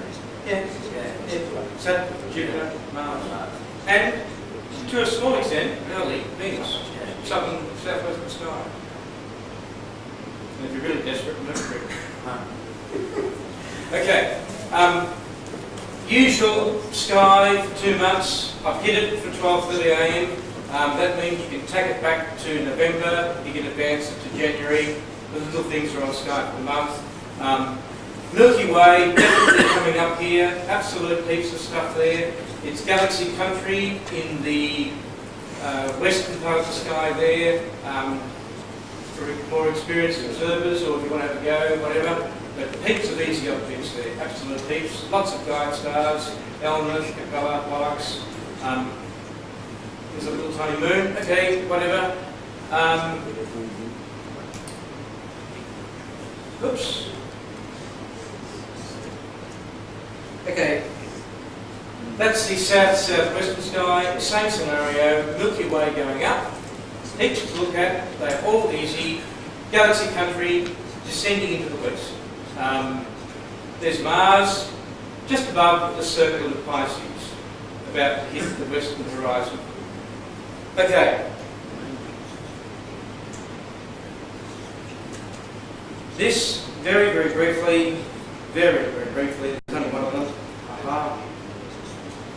This is for experienced observers with at least a 6-inch telescope, any 6-inch telescope that's, you know, fairly good optically. These are galaxies, planetaries, bright nebula, for magnitudes, they're between 8.5 and 10.5. And if you want a spare chart, I'll just leave some there. It's the same chart with some photos and a little guide thing, pictures from a star atlas for some objects. There's about 18 copies there, don't rush them. Okay, so for the more experienced observer, or if you want to have a go at them. Particularly, that galaxy there is absolutely brilliant, 157. It's a very low NGC number. We looked at that last Friday night at Mark Hillen's place. We looked at heaps of galaxies, heaps and heaps, and that was quite stunning. Very bright and probably not very well known, but there's stats there. The alternative to M33, N300, that's quite good, but you need a dark sky for it. Okay, enough said. Escape from that. Okay, a few easy objects. The trapezium. This is the one that, well, sort of worked, as you can see.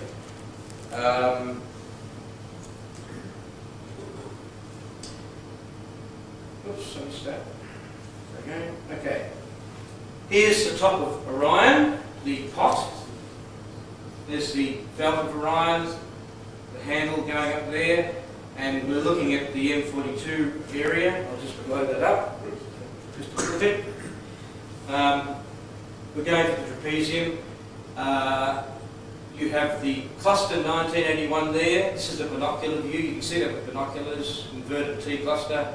Iota Orionis, a double, and Theta Orionis in there, splits to 2, Theta 1, Theta 2.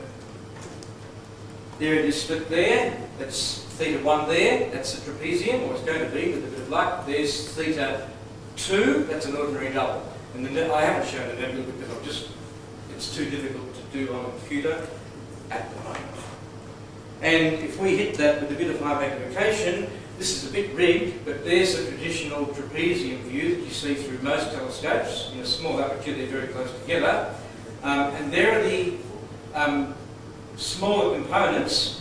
Components E and F are virtually identical. That's pretty well correct, but I really mucked up those two there. Oh, there should be one over there that I missed. That one there should be down there, and that one there should be there. So, some programming hassles that I'll have to sort out. It might be rotational procedures, it might be how I calculate the right ascensions. E and F are magnitude 11, but I was a bit naughty. G and H are magnitude 16, so I cheated. But I haven't touched that program for about 16 months. Okay, a slightly easy one, the Calendae cluster in Canis Major. Here's Canis Major, that's Sirius, that's M41, and around here there's a little twerpy little cluster. It's not very big. There's a couple of lovely clusters there. There's Iota Canis Majoris, which is a really compact cluster. It's lovely. Okay. Where are we going? Right. That's just blowing up a little bit. There's still our M41, and there's the Calendae cluster. As I said, it's a bit of a twerp. There's not many stars. With binoculars, you'll see marginally a bit more. I just haven't got enough in the database.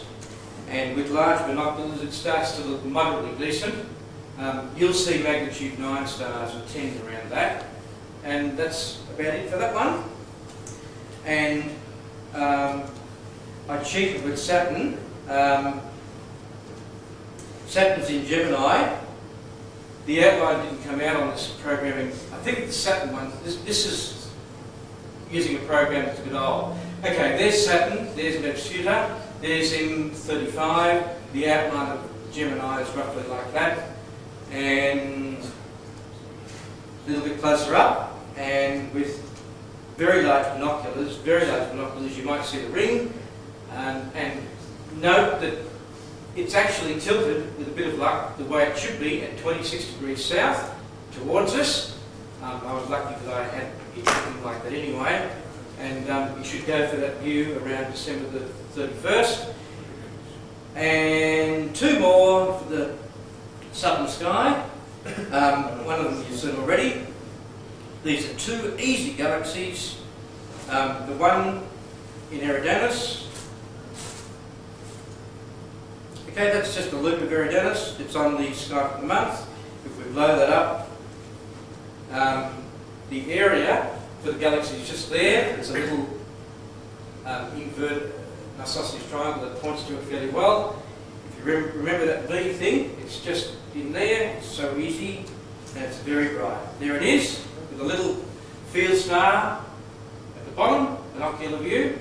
Okay, and when we magnify it, it reverses. So this is trapezium. One went like that. Never mind. I can't remember the next thing yet. Okay, 1291. It's a bright galaxy. It's easy. And finally, I'm cheating.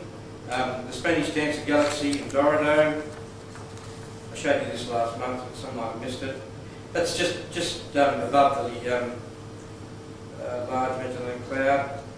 I think that's Alpha Doradus, and that's it. Spanish Dancer Galaxy. There's a few other galaxies before, and I am done.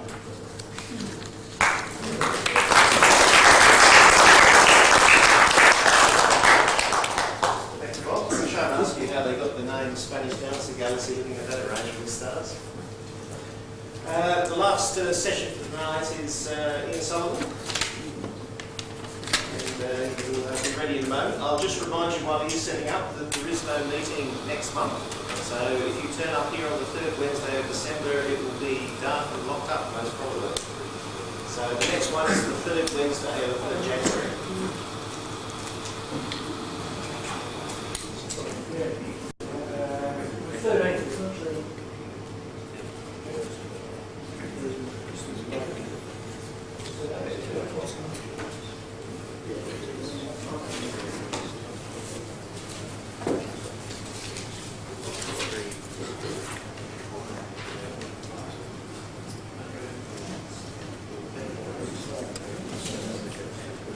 Just to wind up something, don't want to spend time on it, but remember I presented this, wasn't last month, it was the month before, wasn't it? I think, because we had the speaker anyway.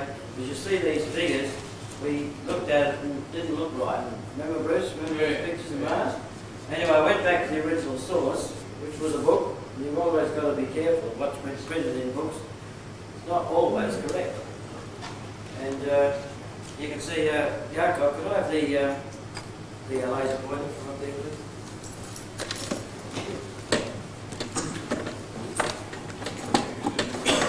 Yes, as you can see there, now, if you multiply it, oh, it's in the, you got it. Thank you. Correct me if I'm wrong. If you multiply those figures, one's a distance, million kilometres, and the other's arc seconds. If you multiply them together, you should get a constant value, should you not?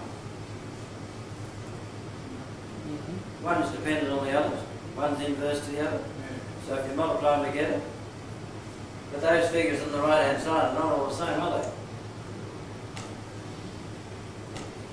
My maths is not marvellous. Is anybody maths? So what do you reckon, Peter?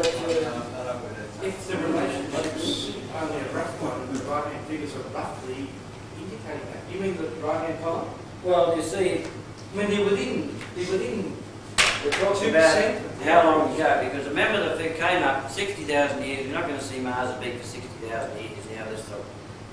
But that, of course, that value there, 25.3 arc seconds in diameter, but you see, it's very close to that in 2050. But you see some of these where it doesn't appear to be, you seem to be getting them inversely not right. Probably just a rounding off there, just approximately. But I mean, 1.59 is a long way different to 1.36. There'll be a constant involved in it. It won't just be a product thing. Won't be just a product. No. If they say, is distance inversely proportional to the angular diameter? Well, it should be, shouldn't it? But if it is, that means that D equals K over A. You've got to determine the constant. But I mean, this value should be constant, should it not? Yeah, that's life. It's space. It's not perfect. No, it's not perfect. There's something about that. It's not perfect. Anyway, I didn't examine it thoroughly beforehand, and that's what the result was. Anyway, so the upshot is 2050. Who's going to live here? Who's going to live to 2050 anyway? You see that Mars almost as bright as it was. I reckon, yes, there's some young folks here, but certainly won't be very many. Right, now, next Sunday night, I'm going to go to Melbourne Airport and get on a plane. I'm going to be there at 1 a.m. and the plane's going to take off at 2 a.m. and get back at about 3 p.m. on Monday afternoon. So it's going to be about a 12 hours flight. Going to fly down to Antarctica to see the totality of the eclipse. The eclipse, I've got the eclipse will be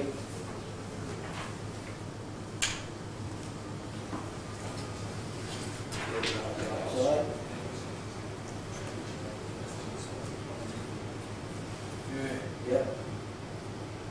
That's one of the pictures. And there's another one. In fact, we should put this one on first, I think. Put this one on first. So you can see the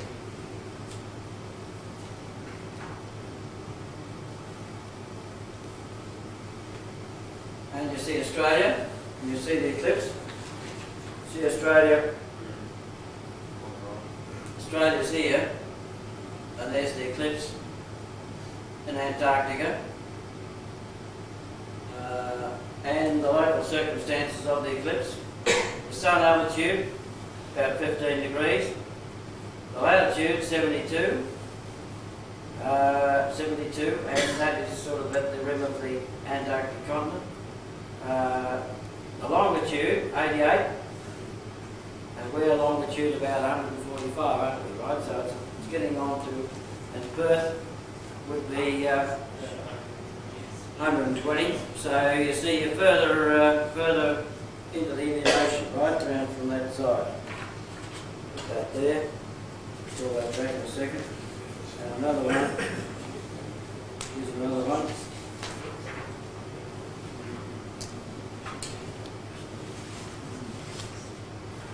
That one.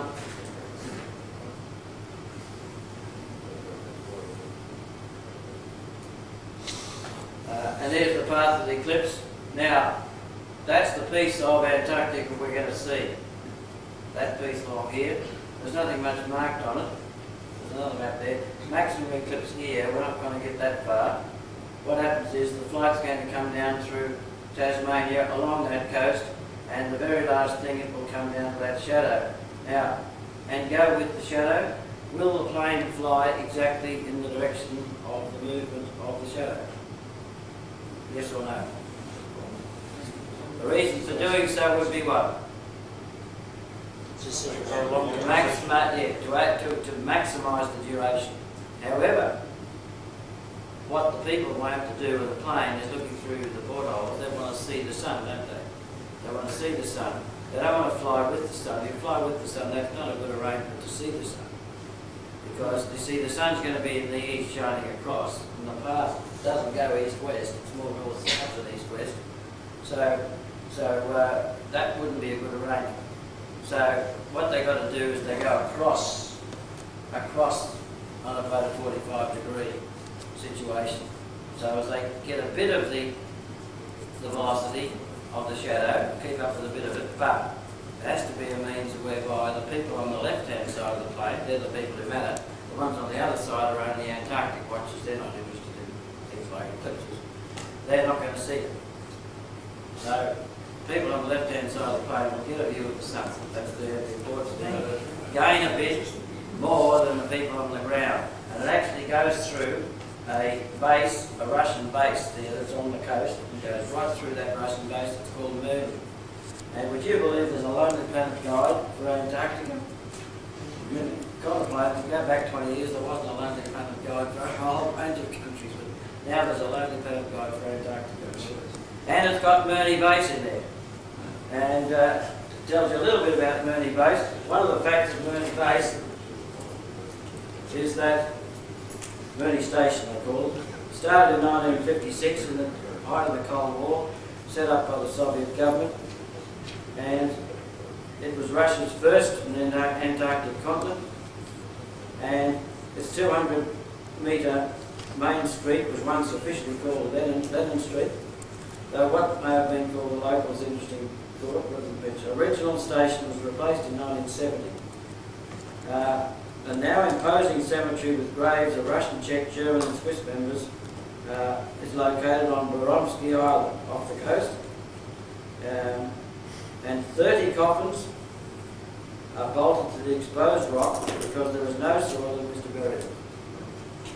That just shows you the sort of numbers of people dying, you know, in these polar, in these Antarctic bases. There's another bit about this is the magnetic pole. The magnetic pole was discovered by Mawson back in 1909 when it was on land. But what it does now is shift, and it shifts about 15 k's a year, or something like that, and it's now offshore. So, not sure Ian, do you actually have a window seat for us? no, the thing about it is you can get window seats. Mr. Jim Blanksby, who's known to some of us, he's bought himself a window seat and paid a premium price for it. How much do people want to know? They want to know how much. What, in US dollars? In US dollars or Australian dollars? I think it's about 6, 7. Because John Morland from Canberra bought 3 seats, and he thought he was going to get it for about 9,000, and it finished up more than 10. So I gave him money that I thought I was going to have about a third of it, but I ended up with about a quarter. So, and I said I didn't want to pay any more money. Oh, that's enough for me. So I'm going to get a peek through the porthole, and that's about it. During totality, I won't be sitting in the seat on the window during totality, but I'll get a look through for a few seconds, a measured number of seconds. And while we're looking at Antarctica, I will get a seat. I will get a chance to sit in a window seat for a couple of 5-minute, a few 5-minute flights during Antarctica. That's what I'll just have to leave for that. Yeah. I was wondering if there'll be anybody videoing the passengers during this event, because there'll be a phenomenal video. He's scrambling over for the few seconds. Somebody watching. You've been there for 10 hours. People will take videos of all that stuff. I'd love to see that. Thanks so much. We better than video. One other picture. One thing about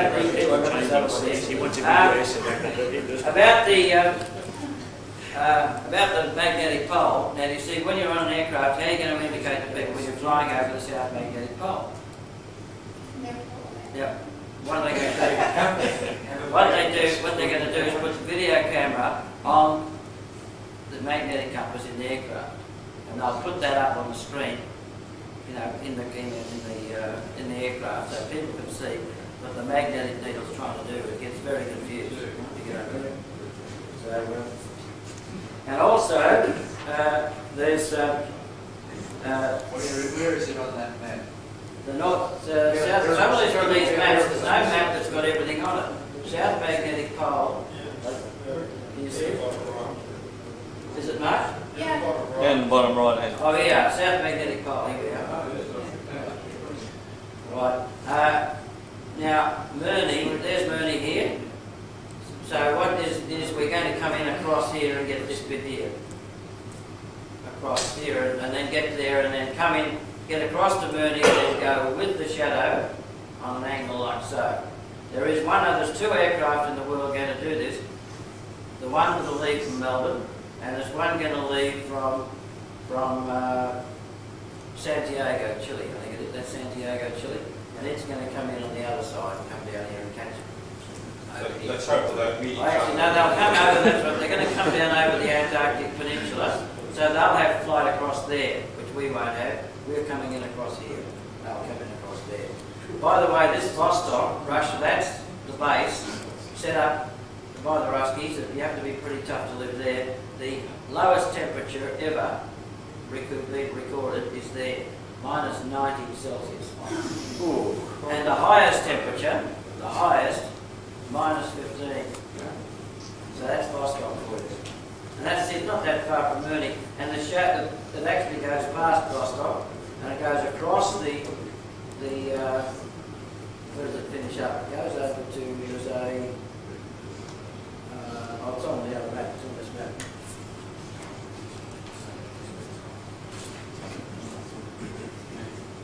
That shows, I've shown roughly the path, the flight path coming down, across, and then back home, back this way. And but see, Vostok's not shown on here.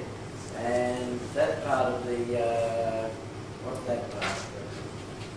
Just around from there, right? From there. Let's see if we can find it on the map again. From there. Ian, do you know if pilots have been told not to look at the sun?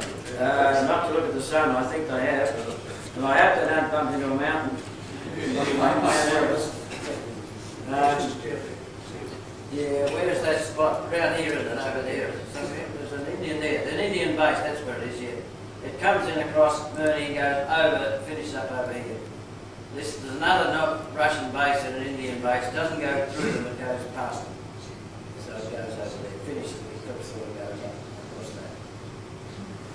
Ian? Yep. Last time I was in a plane, this plane was equipped with one of those little TV screens in the headrest of the seat in front of you. Yeah. And amongst the 24 channels there were 2 channels that were cameras that were taking pictures from the outside of the aircraft. One was right in the nose and one looked straight down. I wonder if that's got it on there, if there'd be any use of, if you could see the eclipse that way, you know, you turn on the nose camera, Oh yeah. you just select the channel on the screen and it shows, well, when the plane's flying, well, of course what you see is nothing, but when it's at the airport you can look into loading docks and whatever else. Yeah, there's not, anyway, just to give you an idea about distance and time, speed, the shadow speed, you see 2,000 kilometres, there's that sort of distance, which is about that, this distance, which is 2230, you see, 23, that's half an hour. So you're talking 2,000 kilometres in half an hour, that's about 4,000 kilometres an hour. So that's the sort of speed of the shadow. Now the aircraft, they tell me the aircraft's only going to do 900. 800 or something. 850, they're talking about nautical miles per hour, knots, no, but anyway, much lower than that. So even the Concorde, you know, back in 1973, the Concorde ran with the shadow. The slowest shadow you can have on Earth is about 1,600 kilometres an hour.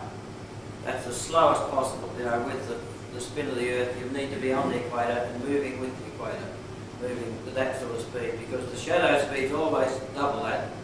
So what you're doing is subtracting one from another. They're both going in the same direction. You're subtracting one from the other. So you really want the Earth spinning as fast as possible. And down near the pole, the spin is very small, isn't it? It's very small. Whereas at the equator, it's greatest. So have a situation like that, though. Nearer the equator, the Concorde, the fastest aircraft in the world, and they got about 74 minutes of totality. But of course, gradually lost it, yeah. But see, we're nowhere near it down there. You're not going to be there. Anyway, I'll tell you. How many hours is it altogether? Anyone? How many hours altogether? About 12, 13 hours. But I flew to Africa, you know, a trip from Africa, flying Melbourne to Johannesburg, and we're about 14, 15 hours. So it's not even going to be as long as that. So it's well within the range of the aircraft. I'm pretty sure we'll make it back.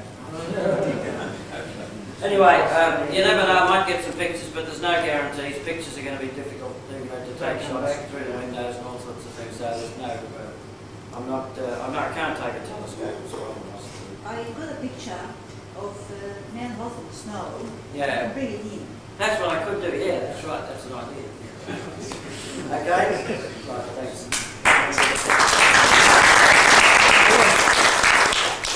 Ian? Yes. Yes, well that's a different story, that's another segment. Is there anybody else going to produce another segment?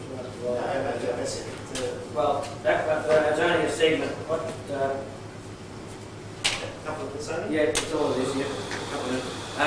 We've got some slides there. Now, we've got the right set of slides. There's a gap between them. That's not the right set. When you look at you got the control, it goes through it. I see right. So these were the pictures of Mars I showed you last month. You see Mars there? Somebody might know the same one. Mars coming across at 2:30 in the morning. Yeah, yeah.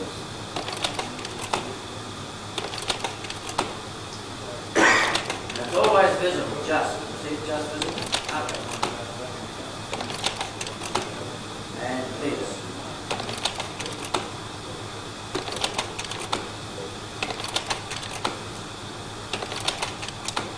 Right, now we're ready. Now, Greg Walton, she gave me a box of slides, pictures of well-known objects. And what the idea is, that I'm going to present and use them up to say what we do is identify them. Okay? Now, if somebody can identify the whole five, see if we get a winner out of this. We might get a winner. There we go. And now, there's a prize if we do. Now, 5 objects. Don't call out the answers, all right? You can look at these 5 objects in rapid succession. And then what you're going to do right there is to get your pencil and write on the back of your what's on the sheet or something like that. The 5 objects. So if you remember 1, 2, 3, 4, 5. And then if you can tell me the 5, you'll have to whisper them to me after. The first person who can do that, call me over and whisper to me the 5, is the one who wins. We got darkness, we got some darkness.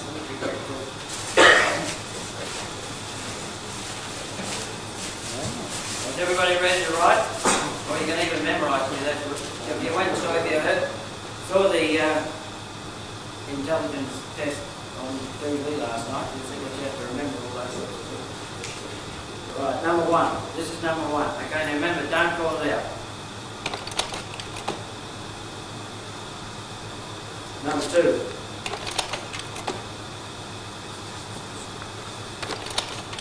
Number 3.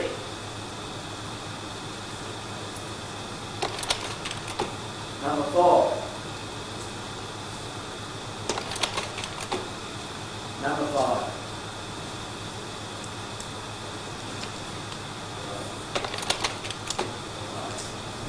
Now, anybody put the lights on again? Anybody reckon they got the 5? That was incorrect one. Now, Mr. John Cleverton says, no, he's wrong the first one, so he's out. Anybody else? Greg Bolton can't compete. Yes.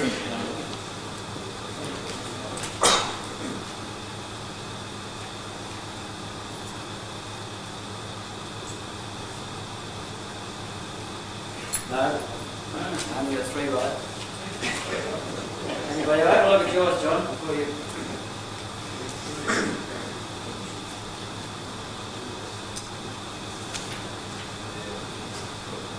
John's got 4 right. Does anybody know?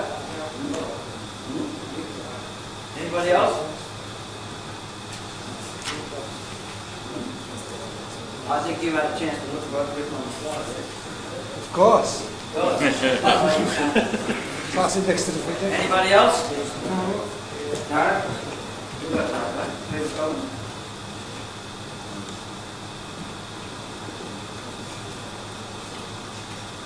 Yeah, I think the outgoing president's got a win. You? Yeah. No.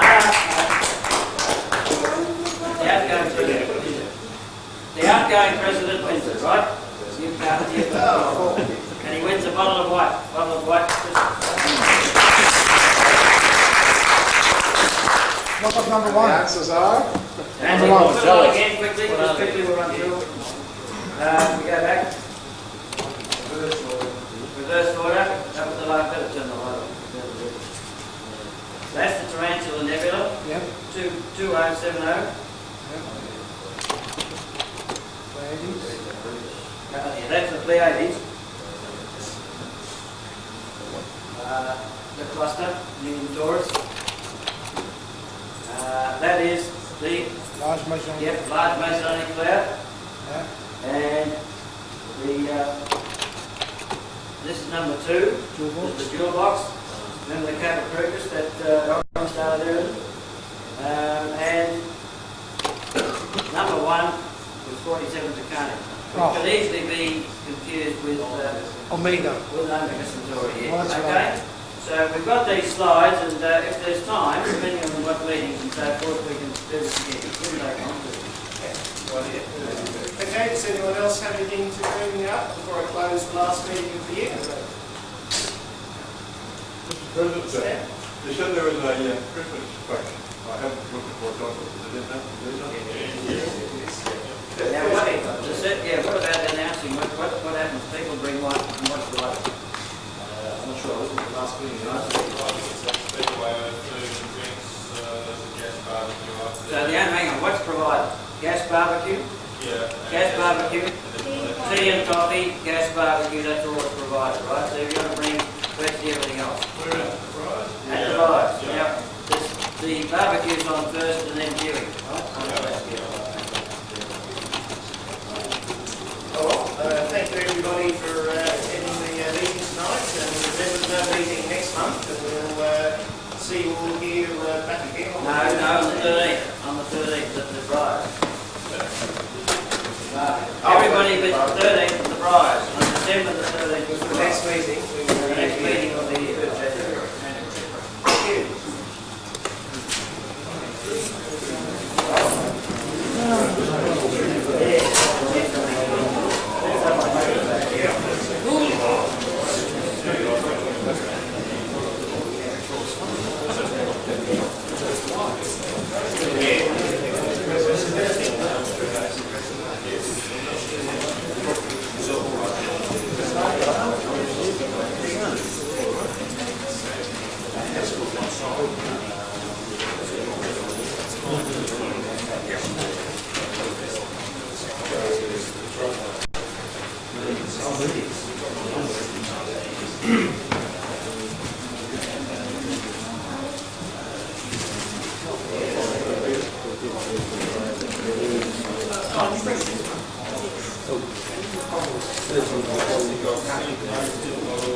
Oh.